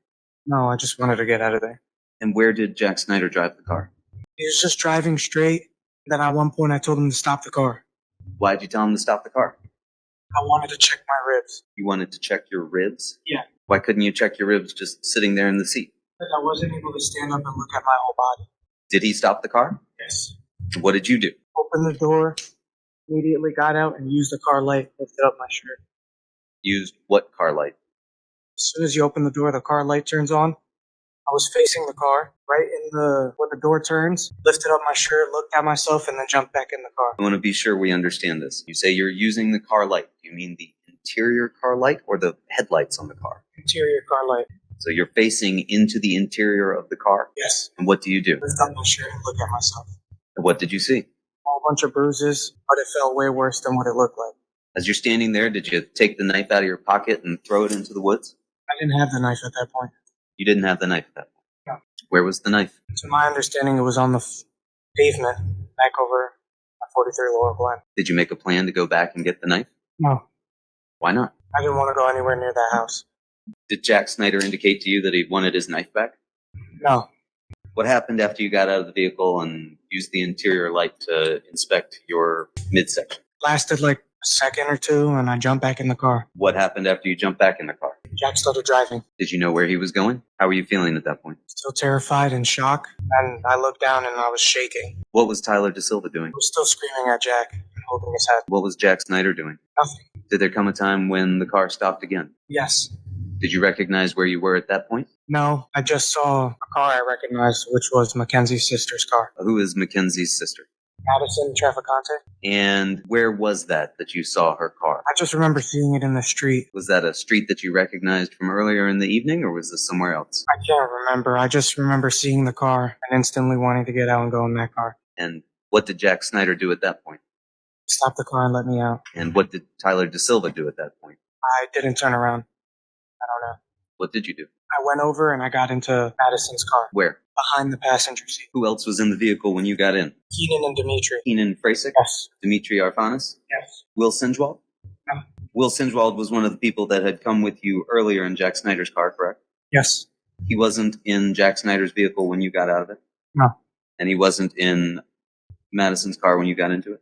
No. So in the vehicle at that point, it's just you, Madison, Mackenzie, Keenan, and Dimitri? Yes. Was the music on in the car? Yes. Were you texting in the group chat at that point? No. What was Dimitri Arfanis doing? I didn't look over. And what was Keenan Frasick doing? As soon as I got in the car and it started driving, he was looking at me. He was looking at you? Yes. What were you doing? Holding my head. What were you thinking? I was just in shock, scared. I didn't really know what to think. Did you call the cops? No. Why not? I was just terrified. I didn't even know what to do or really what even happened. And where did the car go? Started driving to Keenan Frasick's house. What happened there? He and Dimitri got out. He and Dimitri both got out at Keenan's house? Yes. So now it's just you, Mackenzie, and Madison in the car? Yes. And what's going on in the car at that point? Nothing. I knew my girlfriend was still upset. Didn't want to talk or anything. Well, what were you doing? Holding my head and looking at myself. I was just shaking and I didn't even know what to do. Where did the car go then? We drove to my house in Milford. How long did that take? I can't remember. Did there come a time when you arrived at home? Yes. What did you do then? Before, I opened my car door and I asked Mackenzie to talk to her. Would she talk to you? No. What did you do? I just walked up to my house. Was anybody home? Yes. My mom and my little brother. And what were they doing? I'm going to go to Florida. What was their reaction when they saw you? My mom just started screaming and crying. My brother was just like holding his mouth open. Did you explain how you'd been injured? At that point, I didn't really know what to say. I couldn't even understand really what had happened, detail for detail. I remember telling her that I got attacked by a whole bunch of people. She just kept screaming and crying. What did you do then? I started crying, and I remember going upstairs to the bathroom, just washing myself off. What time was this? I don't really know. Did you go to sleep? No. What did you do? It was just, my mom was panicking, and she asked me if I wanted to come to Florida with her. What did you do at that point? I said yes. Why? Just wanted to be close to my mom. Did you go to sleep at some point? No. Why not? I couldn't sleep. What made it so that you couldn't sleep? Everything. The way I was feeling, mentally and physically, just, there was no way I was going to be able to sleep. What did you do? Everything was so fast. I think I packed like a little backpack, and then we left. Okay. While you were packing, did anyone try to contact you? Yes, my girlfriend at the time. She sent you some texts. Yes. We saw those texts here, those exhibits. Yes. How did it make you feel when you read those texts as they were coming in from Mackenzie. It just reminded me how I felt at the time when she was texting me and stuff. I'm going to show you what's been marked. States Exhibit 97. Well, I'm going to try. Okay. States Exhibit 97. Do you remember those texts coming in? Yeah. She writes, "Are you fucking serious? I hate you. Someone just called me. Said you stabbed someone. You just ruined everything, Lito. Literally ruined everything for me. Answer the M phone. IDK what to do. Everyone is texting me. I want you to read for us. What did you write back?" Didn't do anything. I wasn't there. Stop texting anyone. Stop answering. Show you States Exhibit 98. She says, "Lito, everyone knows who you are. Everyone knows you're my boyfriend. What do you say?" I know. "Lito, everyone's texting me. What do you say?" Stop answering. What happened? "Don't talk to me. What do you say?" Okay, stop answering anyone. She says, "You fucked up, Lito. What do you say?" How? I wasn't there. "If my parents find out," States Exhibit 99, "stop saying that." You say what? Okay, stop texting, please, guys. "I'm not texting anyone. What do you say?" Don't text me. I'm going to Florida. She says, "They're texting me. When? Lito, I need you to answer me, please." What do you say? What? And she says, "I'm so scared. What's going on?" States Exhibit 100. "I'm shaking," she says. "Can you please tell me? I won't tell anyone. I swear." What do you say? Can't text anything. She says, "I'm so scared." And you say what? I wasn't there. She says, "What's happening?" What do you say? No, I wasn't there. She says, "I'm so scared, Lito. What's happening? Please answer me." What do you say? Nothing was happening. States Exhibit 101. She says, "Can you please call me? Can you call me, please? When I get home." And you say what? Yes. She says, "Lito, his sister just texted me. I'm so scared. I don't want to look." What do you say? What did she say? Swipe it. She says, "IDK, I'm so scared." And what do you say? Don't answer. How fast were those texts going back and forth? One right after another. Were some of them coming in before you could finish the other one? Yeah. What were you thinking while you're writing those texts? Overwhelmed and shocked. I just didn't want her to worry. Were you thinking you could concoct some sort of a story that no one would know you'd been there? I'm object leading. You knew you had been there, did you not? Yeah. Or objection is leading. That's to be stricken. I will strike the answer from the notes. Did you expect her to believe that you had not been there? Objection that calls for speculation. Overruled goes to his expectations. You can ask. No. I knew she knew I was there because she was with me. Why did you say those things to her in that text? Panicking, and I just didn't want her to worry at all. At that point, did you think that someone had died? No.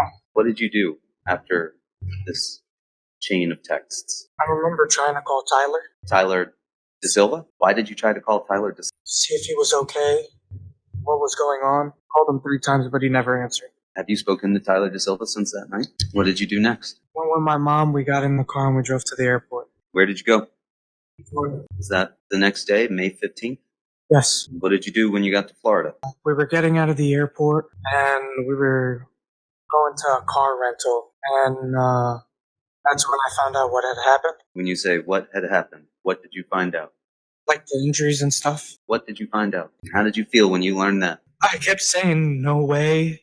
Like, that's not possible. What did you do next? I went over to my mom.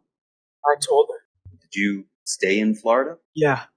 How long? Like a day, maybe? When did you return to Connecticut? Not sure. A day or 2. And did there come a time when you were contacted by the police? My parents were. Not me. Did you learn that the police were interested in your parents or interested in you? And me. And what did you learn about why they had contacted? That somebody had passed away. Did you learn at some point that they had an arrest warrant for you? Yeah. How soon after you got back to Connecticut did you learn that? I can't remember. It seemed like 4 days or something. It may have been shorter. I can't really remember. When you learned that they had an arrest warrant for you, what did you do? At the time when it came out, I was sleeping. What time was that? Middle of the day. And what did you do at that point? I woke up and I talked to my father. Did you make arrangements to turn yourself in? Yeah. Did you go and turn yourself in? Yeah. Mr. DaSilva, I am going to show you exhibits that have already been entered. There's been testimony that these are from May 18th when you turned yourself in. Do you remember what time you went down to the Shelter PD to turn yourself in? I remember it being really late at night. Did you go by yourself? No. Who was with you? My father. I'm going to show you what's been marked as States Exhibit 34. Do you remember this photograph being taken? Yeah. Where was that taken? I believe it was at the show and police department. I'm going to show you what's been marked as States Exhibit 35. Was that taken at the same time? Yes. I'm going to show you what's been marked as States Exhibit 36. That photograph also taken at the same time? Yes. Can you see in there your eye, your what appears to be your left eye? Yeah. And does that accurately reflect the injuries that you had at that point? At that point, yeah. And we're going to show you what has been marked as State's Exhibit 37. Is that the back of your head? Yeah. State's Exhibit 38. That's the left side of the back of your head? Yeah. And where do you recall getting hit that evening when you were first encountering the people on the lawn? The back of my head. I'm going to show you what's been marked as State's Exhibit 39. Is that your right arm inside near the elbow? Yeah. Do you recall how you got these 1, 2, 3 scratches and some bruising? No. Did you have that before you were on the lawn that night? No. I'll show you what's been marked as State's Exhibit 40. Is that your right hand? Yeah. And how did you get this injury to the heel of your right hand? I was trying to run back to the car, got hit, and my hand slid on the pavement. This is State's Exhibit 41. How did you get this injury on the heel of your left hand? The same as the one on my right hand. Are you left-handed or right-handed? Handed. I'm going to show you State's Exhibit 42 at the top of your right hand. Yes. And State's Exhibit 43 is at the top of your left hand. Yes. Did the police ever approach you and ask you if you wanted to perhaps talk to them in return for an immunity agreement from prosecution? I'm going to object. Calls for hearsay as to what the police asked. Can you excuse the jury for a moment? It calls for a yes or no response. The question is also, it would also indicate, again, the defendant has Fifth Amendment rights, and there was testimony about the police going to try to talk to him. So now that it's out, I would submit that it's fair game for me to ask him on cross-examination whether or not he willfully went to the police to tell him his side of the story, which he did not. So with regards to what the police asked him, I think is hearsay. I think the question can be posed without content in the question. You can rephrase it without any content in the question. If it's a yes or no answer, then clearly it's leading as well. Your Honor, I could rephrase as whether or not he was ever offered such an opportunity. Again, it Well, it calls for certainly goes to his knowledge. Okay, Attorney Smith could be walking down a slippery slope with that. Your client is subject to cross-examination. I don't know what the actions of the police department were at this point in time, but certainly it'll allow the state the opportunity to explore if in fact there was such communication or any questions or anything leading to such communication and or the decision. I understand. Again, I think that whether or not he was ever offered such an agreement is fair game as far as to ask the question. I don't intend to go any further into it beyond that. I am not aware of any offers being made to him to do so, to the extent that he was ever offered an opportunity to come down and speak with the police. I think that he can be asked about that. I would also submit that the police department is not under the authority to offer him any type of agreement with regards to that. That comes from the state's attorney. So with regards to that, if he had a conversation with the state's attorney or this office, that would be the appropriate question. Outside of that, when the answer is no, then there's nothing further to explore. Okay, so I want to be very clear here. So we're dealing with, first of all, a right to remain silent, potentially, post Miranda. We're also dealing with an improper form of the question relative to who has the authority to provide an immunity agreement. Obviously, it would not be the police who would provide the agreement. So if it's relative to asking what the state police, what the state's attorney's office, that's one thing. The attorney needs to be in the question and not the police. And perhaps that's the appropriate way to get around the Miranda right, because I can make it more general. we're talking about what the police questioned the defendant and what was said, and we don't have to get into whether or not the defendant was willing to invoke his right to remain silent and speak. I can make it more general, Your Honor, and simply ask him whether or not he was ever offered the opportunity to sign, or whether he was offered an immunity. Simply make it as Well, really, general as that. The question is inflammatory. I think we need to lay some type of foundation to get there. The question needs to be posed: did you ever speak to the state's attorney with regards to this investigation? No, I did not. The inquiry ends there. It doesn't go any further about any immunity agreement or anything else. So the question is inflammatory. It's being posed to inflame the jury's senses at this point. I think there's got to be a foundation to even get there. He's here to testify, Your Honor. And I could simply ask him, are you here testifying today under any immunity? That's leading. So that's a leading question. So I'm here testifying on my own behalf. That's Because it. a leading question is a question that it suggests the Correct. answer. So if I were to say to you, you, sir, are not here today underneath an immunity agreement, are you? It does call for yes, sir, but it's not leading with respect to the response being contained in the question.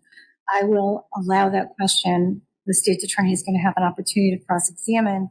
However, the state's attorney should be very careful about approaching any type of. But this is opening post Miranda inquiries now, because now the arrest warrant has been signed. He's entitled to Miranda warnings, and now we're being asked whether or not we're approaching him or he's approaching us for some immunity agreement post arrest. And I will withdraw that question, Your Honor, with regard to the police officer. I will do that, and I'll do that in the jury's presence.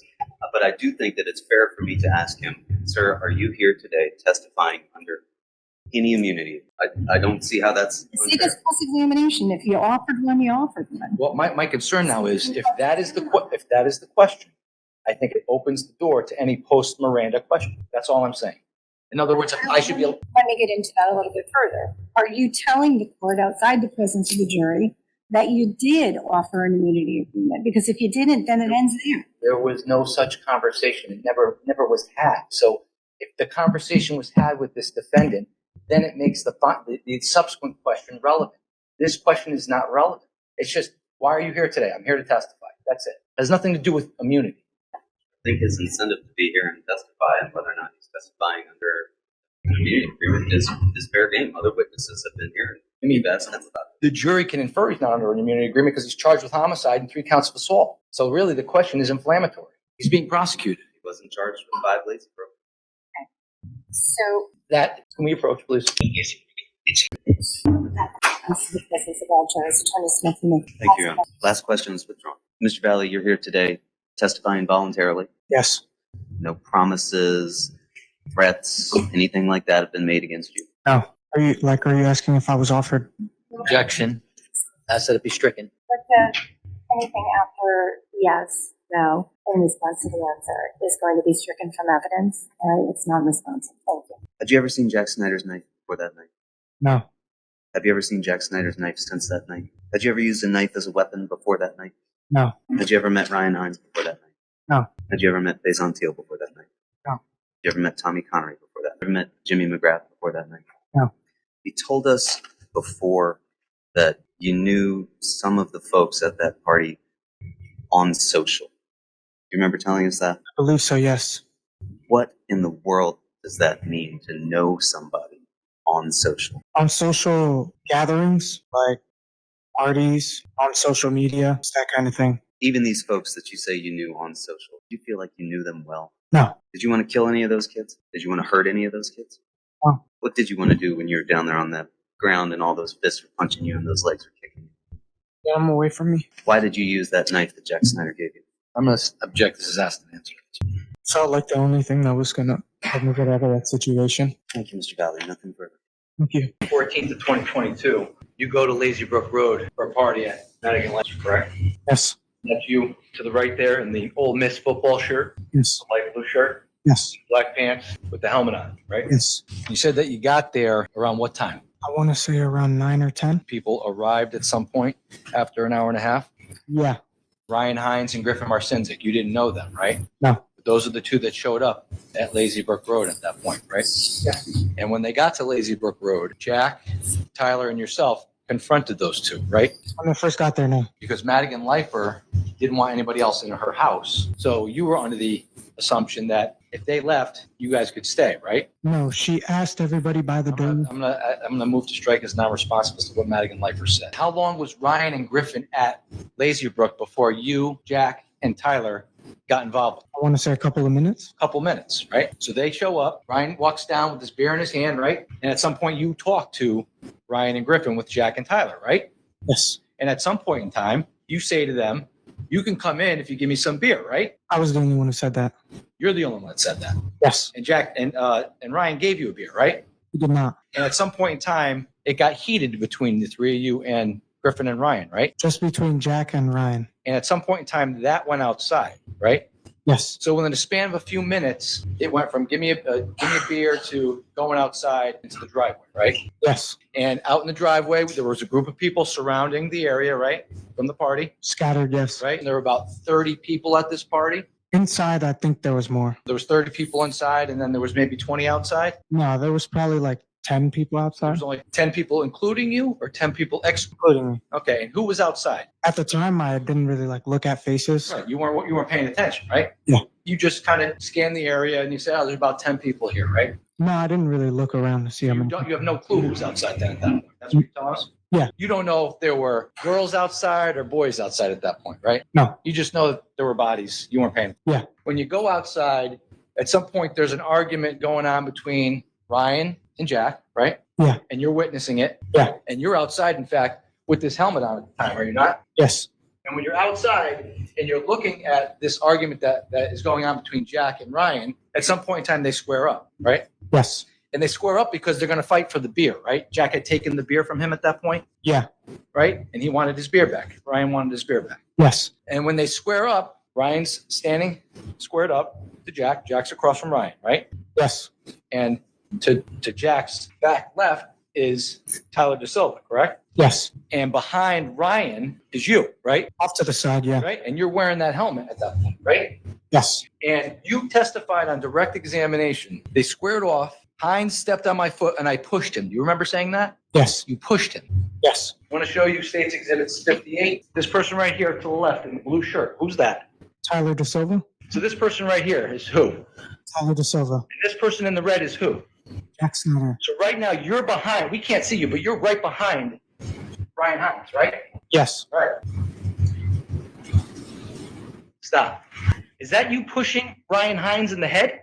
That's me pushing Ryan Heinz, yes. So that right there, that's a push, not a punch. That's what you're testifying. That's what you want these ladies and gentlemen to believe, that was a push, not a punch. Yes, I remember pushing him.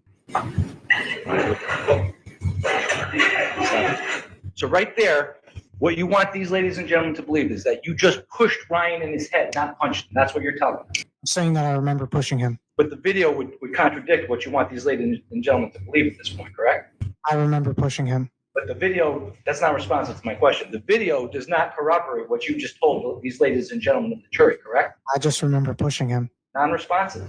Did you push him in the head or did you punch him in the head? You remember pushing him, but does the video show you pushing or punching him? That's my question. I pushed him. What does the video show? Me pushing him? So you want these ladies and gentlemen to believe that what just happened there is a push, not a punch, correct? Yes. And you also told these ladies and gentlemen of the jury, at some point during this fight, you go over and you try to get Ryan off of Jack, right? Is it Jack? Because at that point the fight was on and Ryan tackles Jack, right? Yes. And your testimony was that at some point Tyler DaSilva gets in and does the same thing, right? Yes. That's what you remember, right? Yes. But isn't it true that Tyler jumps in and also punches Ryan when he's on the ground? I think so. I don't remember that happening. Isn't it also true that at some point in time towards the end of this fight, you use the helmet that's on your head and you slam it into Ryan's head? That's not true, no. That's not true. Is that not what you remember? Or is that what you're saying is that the video is false? I never did that. You never did that. Okay. So let's play the rest of this one.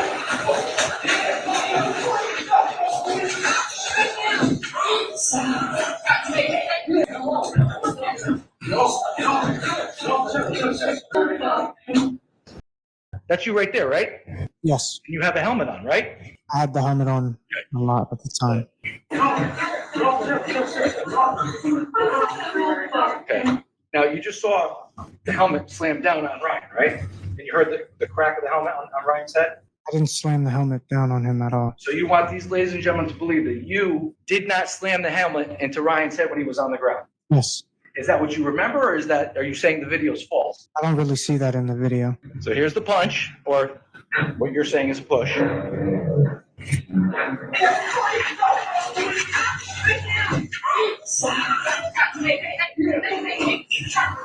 There you are here with the helmet, right? Here's you right in here. Ready? Slam. That's you right there, slamming the helmet into Ryan's head, right? I never slammed him with the helmet. Okay, so the video's alive. So counsel asked you before, if you ever had carried a weapon before May 14th of 2022. Isn't it true that you used the helmet as a weapon at Lazy Brook that night? No. Leifer's mother comes out and kicks everybody out, right? But that's about 15, 20 minutes after this fight is over? Yeah. After that, after you guys are kicked out, you get into Jack's car, the Honda Pilot. Yes. You had no idea what you were going to do, so you guys were driving over to Trumball High School, right? Yes. And when you were driving over to Trumball High School, isn't it true that during that ride, you were laughing and joking about how you just got into a fight and hurt Ryan Heinz? No. You never said that? And as you're going over to Trumbull High School, it's you in the back seat behind Jack, right? Yeah. Jack's driving. Yes. Tyler's in the front seat. Yes. In the middle seat is who? Will Sinjwald, correct? Yes. And to the right of him is Keenan Frasick. Yes. Mackenzie's on your lap. Yes. And Dimitri's in the back. Yes. When you're driving over there, you indicated on direct examination you had your phone on you. As a matter of fact, you had your phone all night, right? Yes. At some point in time, you're added to a group chat, right? Yes. When you go over to Trumbull High School, had the group chat already started before you get to Trumbull High School? I believe so, yes. Right. So you knew that because you were already added, right? Can't remember if I got added when we got to Trumbull or on the way there. Isn't it true that Anthony Greco added you at 11:10 p.m. on Saturday, May 14th, 2022 to the group chat? I can't remember, but yeah. Well, who's Anthony Greco? You know Anthony Greco, right? Football Play team. football. You went to St. Joe's with you, right? Yes. He was at Lazy Brook that night at some point. Did you see him at Lazy Brook? No, I don't remember seeing him. But he added you to this chat nevertheless, right? Yes. And that was at about 11:10 p.m. I guess so, yeah. And you indicated on direct examination, you were on your phone, checking the text group messages. You're talking to Will Sinjwald next to you, and you're talking to Mackenzie, right? Yes. And while you were doing all those things, you also had an opportunity to see that Jack was on his phone also, right? Yes. And you saw that Tyler was on his phone, right? Yeah. And when you get to Trumbull High School, how long are you there for? About 20 minutes? I can't remember exactly how long we were there for. When you get to Trumbull High School, you have a conversation with Jack and Tyler about fighting these kids at Trumbull High School, correct? Oh, never. Isn't it true that you were in the group chat telling kids to come show up to Trumbull High School to fight? Yes. I remember telling them to come to Trumbull High. Right. In this group chat, you're saying Trumbull High, slide, right now, RN, right now, Trumbull High, slide, right?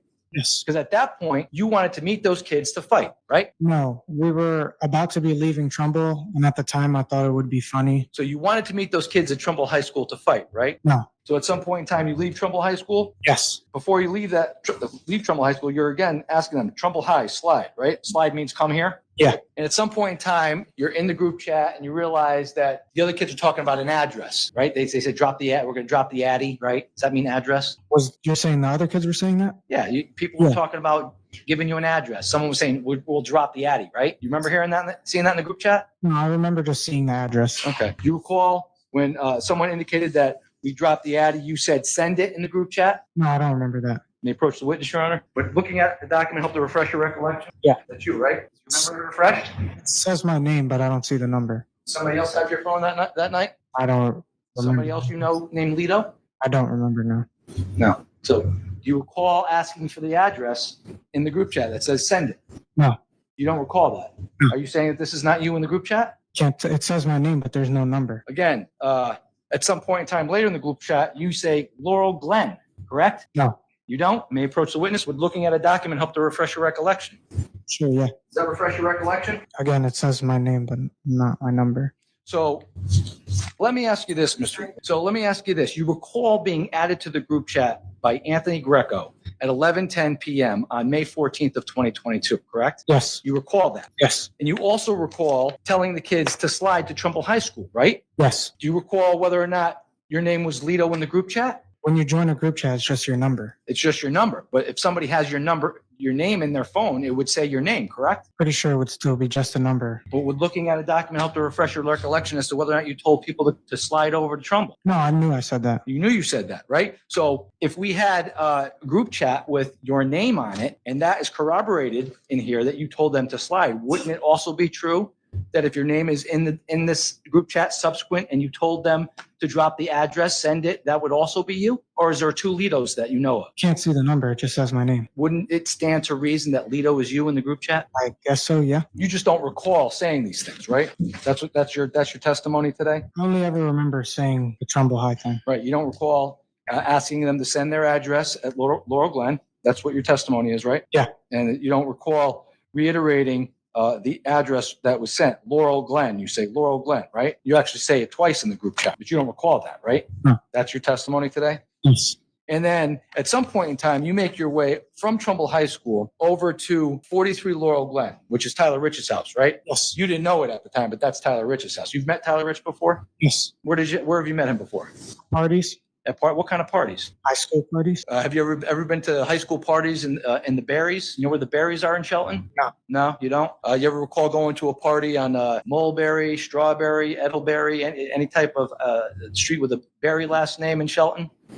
You ever recall seeing Ricky Feola at those parties? Yeah, I've been to parties in Shelton. Right. And you ever recall seeing Matt Lockovich at those parties? Yes. Yeah, you've met him before, right? As a matter of fact, you've had a fight with Matt Lockovich a week before this incident, correct? At one of those parties? No, never. So you drive over from Trumbull High School. You indicate a couple cars were there when you got to 43 Laurel Glen, right? When you drove over from Trumbull High School and you got to 43 Laurel Glen, you indicated on direct examination there were a couple of cars there, right? Yeah. There wasn't that many people outside at first, right? I noticed a few kids, right? Isn't that what you said on direct examination? Yeah, not that I could see at first. And at some point, people came out of the house, right? Like everyone came out of the house. Right. And people came out of the house because you texted them in the group chat, "We here," right? No. You recall doing that? No. Would looking at a document help to refresh your recollection? Sure. They approached the witness yard. You remember it refreshed? Yeah, I never said that. So somebody else had your phone at that point. No, again, it says my name, but not my number. So there's another person named Lito in the group chat. Anybody can name anybody they want in the group chat. But you would agree with me that in the group chat it says, "From Lito, we here," right? It just says Lito. And then it says, "We here," right? Yes. So at that point in time, people come out of the house, right? Yes. And when the people come out of the house, what time of night would you say it was when people came out of the house when you were in front of 43 Laurel Glen? I can't remember. You don't remember, but it was dark out. Yeah. It was late, clearly after 11, right? Yes. Probably sometime before 11:30-ish. I don't know. You don't recall? And you indicated that you saw people come out and there were about 30 people that came out at that point, right? That I could see, yeah, but I know there was more. You knew there were more. How did you know there were more? There was people behind those 30 people. There was people behind the 30 people. So you counted each and every one of those people that came outside? No, it's just an estimate. Just an estimate, right? So there could have been 20, right? It looked like way more than 20 people. Right, but it could have been 20, right? Yeah. At some point in time, you indicate that Snyder stopped his car, you saw a yard and kids coming out to the car, right? Yes. And by the way, at some point in time, you leave the chat at like 11:32 p.m. You recall doing that? Yes, that was before we arrived at the house. Before you arrived at the house. So you left the chat, according to the chat, Lito left the conversation. You recall that happened? Yes. Okay. So you recall getting in the conversation, you recall getting out of the conversation. You only recall a few things that you said, but you think the other person named Lito in the conversation could be somebody else. I remember why I left. That mischaracterizes the testimony. He has not said he believes there's another person named group chat. So you recall saying some things in the chat, you just don't recall saying everything. Is that a fair statement of your testimony? I only ever said the things about Trumbull High School. Okay, so the other things that are in the chat, that would be inaccurate according to you. Yes. So you were going over there to fight, correct? No. And when you got there, kids surrounded the car, right? Yes. And you indicated that on direct examination, there were rows of people, 10, then maybe 30, right? Yes. Jack was talking, Tyler was talking because kids had approached the car at that point. Yes. You indicated kids you knew were there because you texted them in the group chat, right? Never said that. You said that on direct examination, right? No. I said my window was up when all the kids came. When I recognized a few people, I put my window down. And who did you recognize? Ricky Feola, Nicky DeJesus, and Aiden King. So you spoke to Aiden King when he came next to the car at that point, right? I spoke to all three of them. Right. And you told Aiden King at some point when it got aggressive that tell your friends to get away from the car. I'm going to break a bottle over somebody's head. No, I never said that. And there were a few kids shouting at Jack at some point, right? Yes. And it became aggressive, according to you? Yes. But at first it was a peaceful conversation, right? According to you? Peaceful? Mine was, And yes. it got aggressive? Yes. But you didn't see anybody throw anything at that point, right? No. And then you indicated on direct examination you couldn't see anybody outside. So you only saw the three people you knew, Aiden, Ricky, and who was the third? Nicky DeJesus. So Nicky, Aiden, and Ricky you saw. That's it. Yes. You couldn't hear any threats, right? I heard them screaming, but But you couldn't hear any threats, right? I couldn't make out what they were saying. And at some point you indicated on direct examination people were hitting the car on all sides, right? Yeah, before that happened, somebody punched Jack in the face. I'm going to move to strike as non-responsive. So you indicated on direct examination people hitting the car on all sides, correct? Yes. And all I heard was banging, right? Yes. didn't hear glass shattering, right? No, I don't think so. And the car began to rock, right? Yes. You indicated on direct examination you were panicking, right? Yes. This was never like anything you've been through before, right? This was scary, right? Yes. And at that point, you couldn't get out, right? You said that on direct There's no way to get out, no. because there were so many people, right? Yes. And at some point, you thought to yourself, this is not a good idea, right? To be here. I just remember being scared. My girlfriend was crying, and I remember telling that Jack to drive. Drive, right? So Jack drove down the street, right? Yes. And when Jack drove down the street, at some point, he stopped, right? Yes. At some point, Jack driving up and down the street.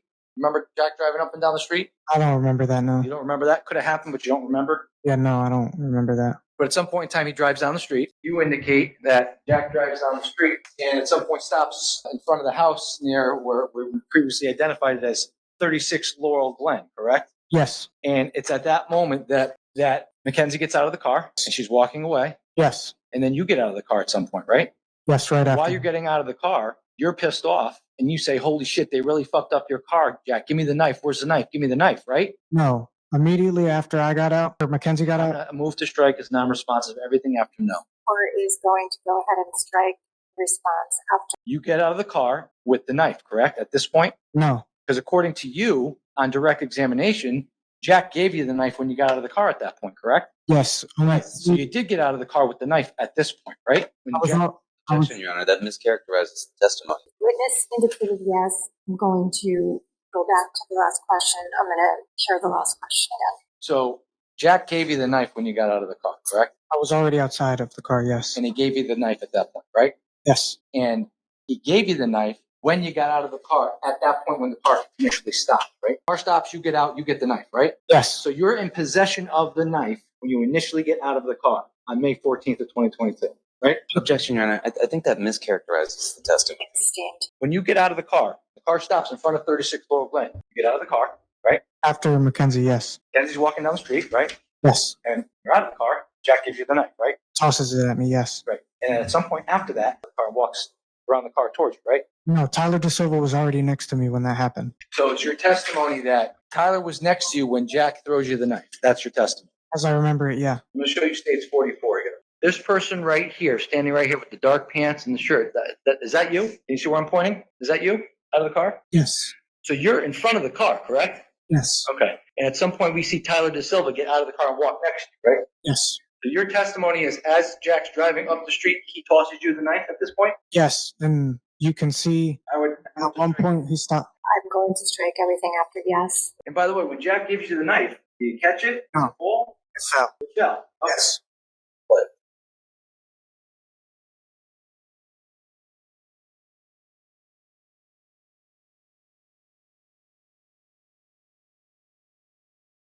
That's when it falls. So we didn't see you bend down to pick anything up, correct? I bent down to pick it up when I You was. had to strike everything after. So at this point in time, in states 44, you're in possession of the knife at this point, correct? Yes.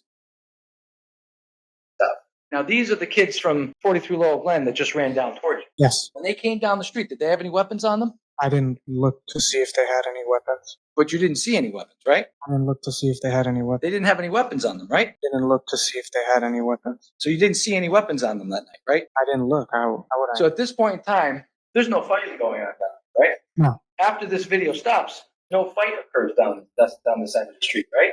As they ran down, we said, Yes or no answer. No fight happens after this video stops, right? No physical altercation happens down this end of the street, correct? no. You have the knife. You don't see anybody else with a weapon. Jack drives off. Mackenzie's down the other end of the street, right? She's at the corner of farmhouse in Laurel Glen. Yes. And Dimitri, Will, and Keenan are still in the car as the car drives away, right? Yes. So when Jack gave you the knife, they were in the vicinity of seeing that happen, correct? They were in the car. Right. So again, this is a different angle, right? Mackenzie's walking down the street, and this is you out here, just above this bush on the right side. And here comes Tyler walking to your right, right?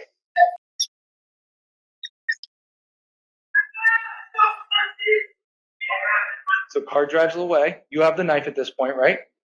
Yes. Tyler Rich runs up to you, right? Is that Tyler Rich that ran up the street, do you recall? I saw like two kids run past. Do you recall them throwing something at the car? Yes. Well, who that was? No. Like in total? No, I'm asking first if you were familiar with anybody who ran down the street that way. Yes. Feola, right? Yes. Tyler Rich. Yes. Are you familiar with Ty Wood? Yes. Did he run down the street? I can't remember seeing him. Charlie Connery, are you familiar with him? No. Not familiar with him. Do you know? So you don't know if that person that testified for the state as our last witness. You can't recall if he ran down the street. No, I didn't see him. But there were about 7 kids that ran down the street, right? I don't know exactly how many. Or was there more than 7 or less than 7? I'm not sure. You would agree with me there was more than 3 kids, right? Clearly in the video, there's more than 3 kids, Michelle? Yes. Right? After this particular part of the video ends, there's a whole interaction that happens down the end of the street that's not captured, right? Yes. And that interaction that's happening is you having the knife, right? Yeah, it's in my pocket. You have this interaction with Tyler Rich, right? Yes, he sprays And he sprays you with the WD-40, right? And at some point in time, shortly after that happens, Ricky Feola comes and talks to you, right? like right after, yes. Right. Because in your words, you indicated that he came up to me, talked to me, made me feel better about the situation, right? Because you had just gotten sprayed, right? And as a matter of fact, between the time you were in the car when you got to 43 Laurel Glen up until the time where you spoke to Ricky Feola, the people at that party indicated to you they didn't want you at the house. You were supposed to leave, right? I guess so, yeah. So when you spoke to Ricky, not what he said, but during your conversation, pretty much said you should not be here, you should leave, right? No, So he actually said you should stay. he was talking bad about Tyler Rich. Right. And then he said you guys should probably just leave, right? No, he never said that. He never said that. He said probably you should just hang out in the corner and figure it out, right? I can tell you what he said. Well, I don't want to know what he said. But the reality is, the conversation you had with Ricky Feola was, hey, I was really messed up that he sprayed for you, but look, there's a lot of us, and there's only 2 of you guys. It's not smart. Are you saying that conversation didn't happen? That's not what he said. So, but nevertheless, these 3, 4, or 5 kids that run down the street, including Tyler Rich, they do not engage you in a physical altercation down the street, correct? Just sprayed me with WD-40. And walked away, right? Yeah. He walked back to his house, right? Yes. And when he walked back to his house, you guys stayed down the street, right? Yes. And so your testimony today is you were never told to leave the area? Never heard anybody. Ricky Feola 100% didn't say that. And at that point, you said on direct examination, you were scared and confused, right? Yes. Terrified about the group of people that were down the road, right? Just everything. And you were scared even when the people walked down the street, right? When they came down the street towards Farmhouse Road, that scared you? When they were running at us, yes. You were panicked? You were concerned? You had your phone on you at that point, right? Most likely, yes. Most likely, right. So at any point between the time you got out of the car and the time the kids ran down the street, you never called for somebody to give you a ride home, right? No, Mackenzie's sister was going to give me a ride. And you never called for an Uber, right? To bring you out of that situation, right? Mackenzie's sister was going to give me a ride home. And you never called for a lift, right? Because Mackenzie's sister was coming to pick you up. So Mackenzie's sister was going to pick you up at the corner of Farmhouse Road and Laurel Glen, right? Yes. You knew that because you had a conversation with Mackenzie about getting a ride home. Yes. Because on direct examination, you indicated that you walked over to Mackenzie and said, hey, listen, can I get a ride home? I don't want to be here, right? I don't remember my exact words, but I remember asking her for a ride. Because you were concerned. Yes. You wanted to get out of that situation. Yes. Mackenzie had her head down, right? Yes. She was on her phone. Safe to say she wasn't paying attention to things going on around her. Yes. Isn't it true Mackenzie was mad at you at that point because she didn't want to go to Tyler Rich's house and you didn't stick up for her? No, she initially started crying and got upset when they were hitting the car. And by the way, state called 25 witnesses in this case, right? Yes. And you were here for all 25 of those witnesses, right? Yes. And the story you're telling us today is the first time we've heard this story, right? I was never asked by anybody. This is the first time we're hearing this story, correct? Yes. Mackenzie knew a lot of those kids at that house, right? You knew that. Yes. And she didn't want to be there, right? After they started hitting the car, I started crying. Right. And at some point in time after this, Will gets out of the car, right? Yes. And Keenan gets out of the car, right? Yes. Dimitri gets out of the car, right? Yes. And at some point in time, they sit down at the corner because they're waiting for a ride, right? I remember them sitting around Mackenzie at one point. But you were not under the impression that they were also waiting for Mackenzie's sister? The only person I knew that was waiting for a ride, definitely was Will Singemore because he was calling his girlfriend. Because his girlfriend, Carolyn Takis, was coming to get him, right? Yes. Right. So as far as you were concerned, Carolyn was coming to get Will, and Dimitri and Keenan had no ride home at that point? Is that what you're saying? Yes. But nevertheless, Will, Keenan, Dimitri, and Mackenzie don't get back in the car with Jack, right? Can you say that again? At some point in time, Jack, you, and DaSilva get in the car and go back down to 43 Laurel Glen, right? Yes. But when that happens, Will doesn't get in the car, right? Let's get in the car. Right. Mackenzie doesn't get in the car, right? Let's go. Dimitri doesn't get in the car, right? And neither does Keenan, right? Because they didn't want to get involved with what was going to happen, right? Because they were asked not to. I'm going to move to strike as non-responsive. That's the answer in the yes or no. They didn't get in the car because they didn't want to be involved with what was going to happen,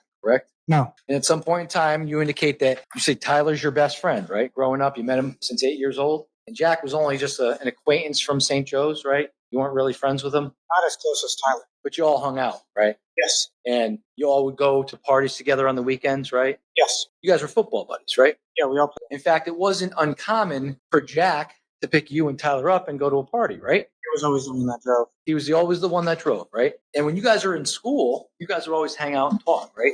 Football practice, not really. Football. So you didn't associate with Jack in school, just in football practice? We never had any of the same classes. Okay. So you never saw him in the hallway and said, "Hey, Jack, what's up?"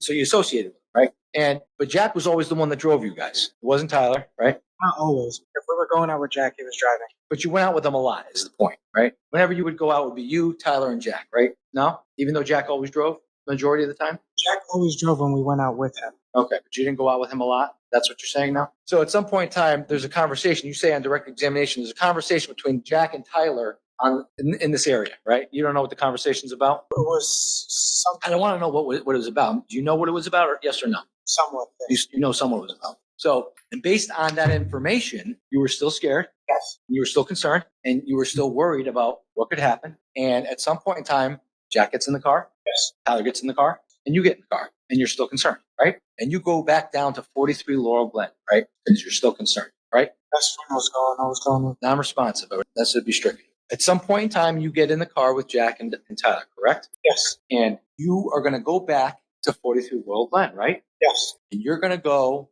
and talk to some kids that had just damaged the car, right? Yes. Threw stuff at the car, right? Yes. Bounced on the car, right? Did these things for about a 30 to 40-second period, right? When you were initially in front of 43 Laurel Glen? I don't know how long it was. Was it fast? Was it fast interaction or was it slow interaction? I can't remember. But nevertheless, these are the kids that damaged the car, right? And you were going back to talk to them, right? Yes. These are the same kids, right? That you said you were very concerned about. Yes. You were very worried about. You were panicking when this was going on, right? Yes. But you went back to 43 Laurel Glen, right? You could have stayed at the corner of Farmhouse Road and Laurel Glen and waited for Mackenzie's sister to pick you up, right? In fact, that's what we should have.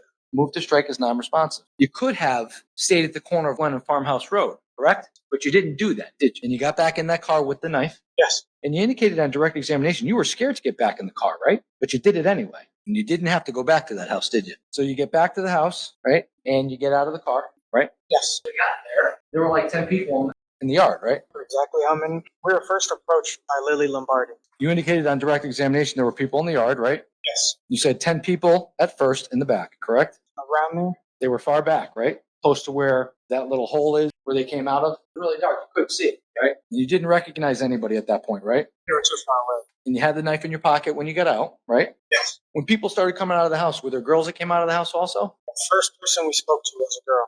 Before all those. Was there more than one girl at the house, if you recall? Lee Lombardi, right? Taylor Capella was there. I didn't see her. You know Taylor Capella? Are you saying there was only one girl at the party that night? I only saw her and spoke to one girl. You only spoke to one girl, but you don't know if there were other girls later on in the evening that were outside watching, right? There could have been. You just don't know. And you said at some point 30 kids come out, right? Yes or no? Yes. You were approached by Rich and everybody else. There were 30 people, right? No, at first it was around 30 people, and then everybody came out. And how many of those people were girls? I didn't see any. You didn't see any girls? So there could have been girls in the back. You just don't know. Yeah. When they came out, you recognized only Tyler Rich, right? Yeah. And you had your conversation with Tyler Rich. So you just stood there and Ryan Heinz approached you? Yeah. And you had a conversation with Ryan Heinz. And that was the kid that you had pushed in the head, according to your testimony earlier that night at Lazy Brook, correct? Yes. And you were next to Tyler when this was happening? Yes. And you indicated on direct examination there were a wall of people at some point in front of you, right? Yes. Right. And initially it was, DaSilva was talking about 10 people. He said that on direct. Remember that? Like there was all of them were all together, but he was directly. So it was like a line of people. You, this is Tyler. This is you. There's a line of people in front. About 10 people. Right. And when you're talking to these people, you're asking where Aiden King is, right? I asked Ryan Heinz, I was like, where's Aiden King? That's my boy. That's your what? Boy, like my friend. That's your friend? You heard Aiden King testify in this case, right? Yes. You heard him testify that you said, tell the people get away from the car. I'm going to smash a bottle on somebody's head, right? Yeah, he said that. And you indicated on direct examination that you were speaking with 4 to 5 people, right? Yeah. You were speaking with Ryan Heinz? Yeah. Ty Wood? Remember Ty Wood? Do you know who Ty Wood is? You know who Ty Wood is? You don't recall seeing him there that night? Mainly talking with Ryan Heinz. And Faison Teal was close by at this point? I believe so, yes. Were there other people that you recognized there at the time besides Ty Wood, Ryan Heinz, and Tyler Rich? There was a group of people. There were so many. But you don't know everybody that was there. And the knife was in your pocket at this point? Yeah. Yes. And the people you were talking with didn't have any weapons on them, right? Not that I saw. And you were getting nervous. Yes. And you recall at some point, so at the end of your testimony yesterday on direct examination, you indicated that there were 4 to 5 people that you were speaking with. But then today, when you started testifying, you indicated there was 20 to 25 people just on you. Do you remember that? Yeah. So was it 4 to 5 people or 20 to 25? They were all together. It's not like it was only 4 who came out, sir. They were all together. And when you're walking up to Tyler Rich's house, they're telling you to leave the property, right? Yeah. And when you're walking up to Tyler Rich's house, you see the kids start coming out of the house, right? And at that point, you could have turned around and went back to the car, right? But you didn't do that, right? And at some point, you indicated there were people everywhere, right? And people were saying stuff, right? It was aggressive. People were arguing. You were arguing back. Tyler was arguing back. And you indicated you were smaller at the time, right? Much smaller than you are today. But you felt like you were okay at that point because you had a knife on you, right? So you approached kids just throwing stuff at the car, right? That had dented the car, right? Yes. That had jumped and bounced and rocked the car, right? And you were panicked because of it, and you were worried, and you approached these kids at that point at Tyler's house with a knife in your pocket, correct? And at some point in time, you make a move towards Ty Wood, correct? You flinch like you're going to hit somebody, right? And when that happens, you get punched by Tyler Rich, right? My hand up for somebody to get. I would move to strike as non-responsive. At some point, you get hit in the head, right? On the left side of your head, right? You don't know who punched you, do you? You know now who punched you, right? But at the time, you did not know who punched you, right? Isn't it true that you thought you got hit in the head with a bottle at that point? But it wasn't a bottle, right? I don't know. And you indicated on direct examination at that point, everything went black. How long would you say it went black? It's impossible to tell. I have no idea. You have no idea how. So maybe it was like 2 seconds Or longer. or longer. How long? How long? There's no way to tell. No way to tell. And your face was in the ground, and all you're hitting and kicking you, right? Yeah. And you didn't see any weapons, right? Just saw the ground. And the knife was in your pocket. And at some point, people were yelling, right? Yelling. And you couldn't see, but people were all around you. That was your testimony on direct, right? People were all around you, but you couldn't see. So how were you able to see if people were all around you if your head was in the ground? Before they hit me, they started like circling. But when you were in the ground and you were in the fetal position, you couldn't see who was around you, right? No, I just felt You couldn't tell if there was one person engaging you, right? it was way more than one. Could you tell if it was one person that was engaging you at that point? It was way more than Do one. you have eyes in the back of your head? Feeling. Do you have eyes in the back of your head? Objection, Your Honor. Argumentative. Mr. Valle, you indicated on direct examination that your head was in the ground, right? Yes. And you were down on the ground looking at the ground, right? And when your head is down on the ground, could you tell if there were 2 people engaging you? I could tell there was way more than 2. Could you tell if there was 1 person engaging you? could tell there was way more than. Could you tell if there were 3 people? Tell there was way more than. Could you tell if there were 4 people? Tell there was way more. How many people did you see? How many people did you see engage you when you were on the ground looking at the ground? I just felt stuff coming from everywhere. So you couldn't tell how many, correct? And you still had the knife on you at that point. Yes. And you indicated on direct examination that you lost consciousness. How long would you say you lost consciousness? There's no way to. There's no way to tell. So you blacked out, right? Yeah. And you lost consciousness, right? That was at the same time. That was at the same time, but you don't know how long it was. Would you agree with me that the fight on the video doesn't capture the entire fight, right? Not anywhere close to it. The video is about 17 seconds long, right? And the fight in its entirety is probably about 25 to 30 seconds long, right? No, it's longer than that. Was it like 5 minutes? No, How long would you say it was? it's impossible to tell, especially when you're like in this situation.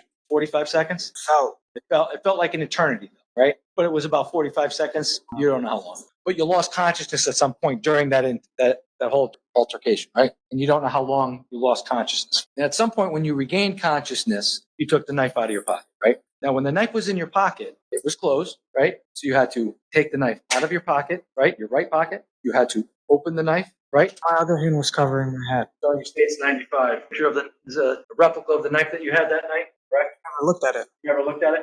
But it was a knife that opened in this manner, correct? You had to open the knife. I don't even remember opening it. You don't remember opening. Well, was the knife opened in your right pocket when it was in your pocket? I don't think so, no. No. So if this was the knife, or if this is a copy of what the knife looked like, it would have been closed, correct? Yeah.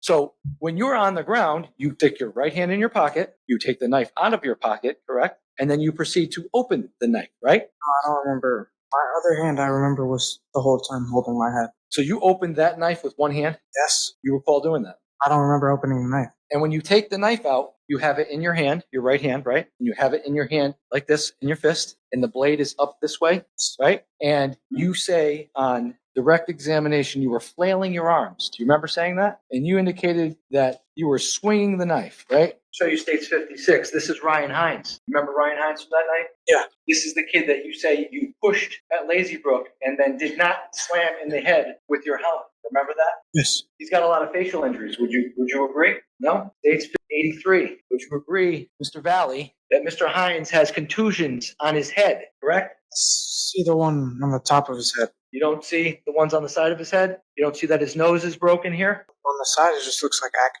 States 84. You see the contusion on his head? Yes. That wasn't caused by your helmet? Did you do that at 43 Laurel Glen? So somebody else must have done it. Yeah, I guess. You have the knife in your hand. You have it in your fist, right? States 87. And you stab Ryan Heinz in his chest and puncture his lung, correct? Like this, right? Wasn't aiming or anything. And you stab him in the side. States 89, right? That's not a swipe. Would you agree? That's a stab, right? Flailing my arm around. That was a stab, right? Just flailing my arm around. So you're indicating that this is a swipe? Objection, Your Honor. I think that mischaracterizes the testimony. States 91. You were flailing your arms. He stabbed it again in the left side, correct? So he stabbed 3 times, right? Yes. States 54. Faison Teal. You remember seeing him there that night, right? I think so. And you stabbed him, State 70, once in the upper extremity in his left arm, right? Yes. While you were flailing your arms. That's about an inch or so, right? And at some point, they let you go, right? Oh. And when they let you go, at that point, Tommy Connery comes over, right? Because Ryan Heinz is now out of it because you just stabbed him 3 times, right? They never let go. And Tommy Connery comes over. Remember Tommy Connery? States 55? That's Tommy Connery, right? Yeah. And you're down on the ground, right? You're bent over, right? Oh, you're not bent over. It's on the ground. You're on the ground. And you go after Tommy Connery, States 77, and you stab him 4 times in his leg, correct? I didn't go after anybody. And at some point in time, you're chased out into the street, right? Yeah. And you fall down. You said, according to your direct testimony, you fall, you skin your hands on the ground. That was after. That was after. That was the second time, not the first time. But at some point in time, you go out into the street, right? And we see that in the video, correct? Yeah, I got thrown like towards the car. Right. And you run back to the car, right? Yes. You run back to the car and you go to get in the car, right? No one chased you to the car, correct? Yes, I did. They did. Okay. Yes, sir! Come on, let's go then.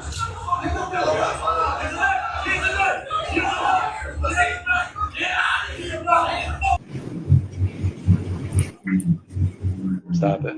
Who's this person right here running back to the car? Back it up a little bit. You see all those people, right? Oh, they stopped. Right here, right? These kids right here? Yeah.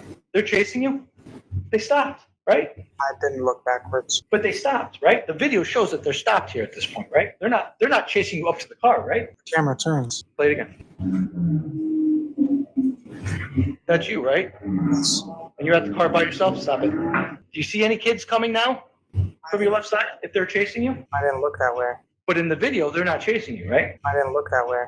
My question to you is, in the video, they're not chasing you to the car, right? No. No.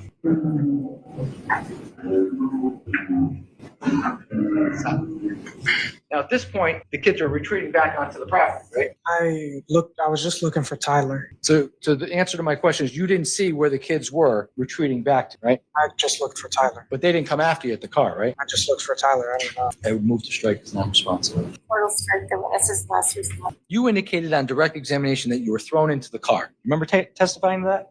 I was pushed towards the car. But the video doesn't show you being thrown into the car, does it? I guess not. Now, at some point in time, you say you saw Tyler back on the lawn, right? Yeah. You still had the knife on you at that point, right? The knife was still out in your hand, right? And you come back into the fight, right? Yeah. Now, Tyler's being pushed into the street at this point, right? Yes. And you would agree with me that there are no Shelton kids to the right of you, right? There's a car. We can see a car right there, right?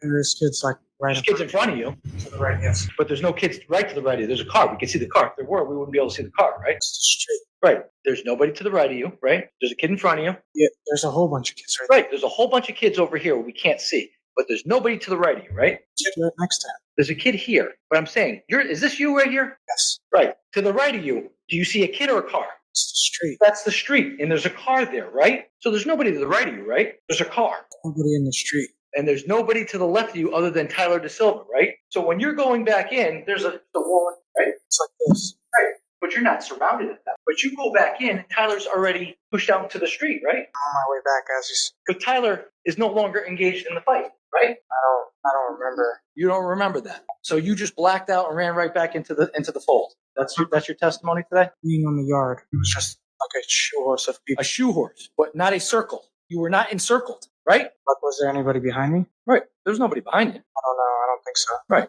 So you could have, if you chose to, you could have left. You could have retreated, right? So you could not have left because there were people around you. Yes. So you just said that there was a semicircle of people on the yard. Now you're saying that you were surrounded. It was like this. So semicircle, right? Yeah. Not a circle. A circle goes like this, right? Yeah, I wasn't going to turn my back to that many people. You weren't going to. I'd move to strike as non-responsive here. You indicated when you made it back to the car, you were still terrified, right? Yeah. You were still scared. You came back in anyway, right? With the knife. And you ran over to the edge of the grass, right? And you passed Tyler, right? Yes. He passed you on your left, correct? You indicated that you saw Matt Lockovich. Yes. But you also indicated on direct you couldn't see who hit you. You said you were hit. Yes. You remember saying that? You couldn't see who hit you? I remember getting hit. But you don't know who hit you. You recall subsequent during your direct examination, you said Matt Lockovich hit me? Said it could have been him. Could have been, but you don't know who hit you. And when you were running back into the fight, you had the knife out, right? And people that were in front of you were defending themselves from you, weren't they? They kept coming at me. They kept coming at you while you had a knife out, approaching them. I was standing still right there. You heard Charlie Connery yell, "He's got a knife! He's got a knife!" Right? I just heard screaming. I couldn't. At the time, you don't recall hearing that during the incident, right? But on the video, you hear him yell, "He's got a knife! He's got a knife!" Right? And you're saying that people engaged you while you had a knife at this point in time? Nobody backed up. Nobody backed up, but nobody attacked you. They were stepping forward, and somebody ended up hitting me. You couldn't see who hit you, and you couldn't see if anybody had a weapon on them at that point, right? At some point in time, you turn, right, to run back to the car, right? Yeah. But when you're turning to run back to the car, you see Jimmy McGrath and you stab him in the chest, correct? No. Have you seen the autopsy photos, sir? Did you see where his injuries happened? In his upper left chest? Are you saying you stabbed Jimmy McGrath in the heart? I didn't plan. Move to strike as non-responsive. I will strike the response. Isn't it true? You just testified that I didn't want to turn my back on this, right? Yes. But you turned your back on these people when you were trying to get out of there, right? I was facing backwards. You were facing back. So you're facing the group, and are you backing up like this? No, I was standing there. Right. You're not backing up, right? Right. You're not backing up. And as a matter of fact, this is Jimmy McGrath on the left here, right? Yes. And he doesn't have a weapon on, does he? He's not engaging you, is he? Stepping forward. He's stepping forward, They all stepped forward. but he doesn't have a weapon, does he? And it would be unfair for somebody who doesn't have a weapon to be stabbed by somebody who does, right? I didn't try to stab anybody. But you stabbed him. You turned around and stabbed Jimmy McGrath in his chest. No, So you didn't stab him? I didn't see it happen. I didn't feel me stab. I didn't look to him. Are you saying it was somebody else that stabbed Jimmy McGrath? It's the only one with a knife. Correct. You were the only one with the knife. And you turned around and you stabbed Jimmy McGrath in the chest, and then you left, right? So, Lito, after you stabbed Jimmy McGrath on May 14th of 2022, you indicated on direct examination you dove towards the car. Remember that? Yes. And then you indicated you got into the front passenger seat of the car, right? Yes. When you got in the front passenger seat of the car at that moment, Tyler DaSilva wasn't in the car, was he? No. Tyler got in a few moments after, right? Yes. And before Tyler DaSilva gets in the car, you tell Jack, "Oh my fucking God, I just stabbed 4 kids," correct? No. When I first got into the car, he tried to drive off, and I said, "Wait." So you don't admit to Jack that you stabbed 4 kids. No. But you would agree with me that in hindsight, you did stab 4 kids, right? I don't know who I stabbed or where I stabbed him or I'm when. going to ask a very simple question. It requires the yes or no answer. You would agree in hindsight that you stabbed 4 kids, correct? I don't know who got stabbed or where they got stabbed. As you sit here today, you would agree that you stabbed 4 kids, correct? Yes. So at some point, Tyler gets in the car, right? Yes. And the car is facing Adams Drive, correct? And you get in the car and Jack drives straight, correct? Yeah. And he takes a left down Adams Drive, right? You were not paying attention as to where you were driving, but at some point in time, very shortly after you getting in the car stops in a cul-de-sac, right? I don't know where it stopped. And you get out of the car, the knife, and throw it into the woods, correct? No. So your testimony today is that you get out of the car, you tell Jack to stop, right? Yes. You get out of the car, right? And at that moment, the one thing you were concerned about was looking at your ribs. That was your testimony under. Yeah, I had a very sharp pain on my rib. You weren't concerned with the fact that you just stabbed 4 kids at that, right? I didn't know who got stabbed or where they got But stabbed. you recall stabbing some kids at the party, right? I was just flailing my arm around. So you had no idea you stabbed anybody at the house. You were just flailing back and forth like this, swiping motions. Everything. When you got in Jack's car, you didn't call the police at that point, did you? No. In fact, after you drove, when you first got to 43 Laurel Glen and you drove down the street, you didn't call the police at that point, right? No. And you didn't call the police when you got out of the car down the street at the intersection of Laurel Glen and Farmhouse Lane, correct? No. And you didn't call the police just slightly before you went back to 43 Laurel Glen, right? So at some point you get back in the car after checking your ribs, right? You determined you were okay. There was nothing was going on. You used the light from inside of the car, right? That's your testimony? Yes. You get back in the car and you drive back to where Will, Mackenzie, Dimitri, and Keenan, right? There was nobody like, There was nobody there. they were in the car. So Mackenzie's sister was already there. So my point is you drove back to the area where those kids were, your friends, right? And your girlfriend. At that point, you say to Jack and Tyler, stop the car, right? Yes. And you say, I love you guys. I'm going with Kenzie, right? I don't remember if I said anything. I just remember going and getting in. And you get out of the car. They take off. Tyler gets in the front seat. You call Tyler getting in the front seat. They take off, right? Seen them take off? You don't remember. You just remember you getting in the car and that's it. And then we drove off. Yeah. Now you were in Mackenzie's car and you were listening to music. Yeah. It was a quiet ride, right? Outside of the music, there was no talking. Right? Keenan talked to me. Keenan was talking. And when you got into Mackenzie's sister's car, you didn't call the police at that point, right? Because you were shocked. You were shocked at that point. Panic. You didn't realize you stabbed anybody, but you were still in a panic. Yeah. You dropped off Keenan and Dimitri, right? Mackenzie was still upset. She didn't want to talk to you. Yes. In fact, when they dropped you off in Milford, you asked to talk to Mackenzie, right? And she would not talk. And you got inside your house. Yes. You got inside your house after midnight, right? I don't remember the time. It was late, right? And your mother's packing for Florida. And your brother's packing for Florida. Yes. Because you had an early flight. You weren't going at that point, right? It was prior to coming home. You were not going to Florida. Yes. But when you got home, you decided you were going to Florida, right? When my mom had asked me, yes. And you had told your mother what had happened, right? Bits and pieces. And at that point in time, you didn't call the police. Didn't tell them your side of the story, right? Even after, the police never asked me. I mean, I moved to the strike as non-responsive. So you didn't call the police then, right? No. As a matter of fact, well, he's driving home. He engaged in a text message, right? Yes. States 97. Around 12:26 a.m., right?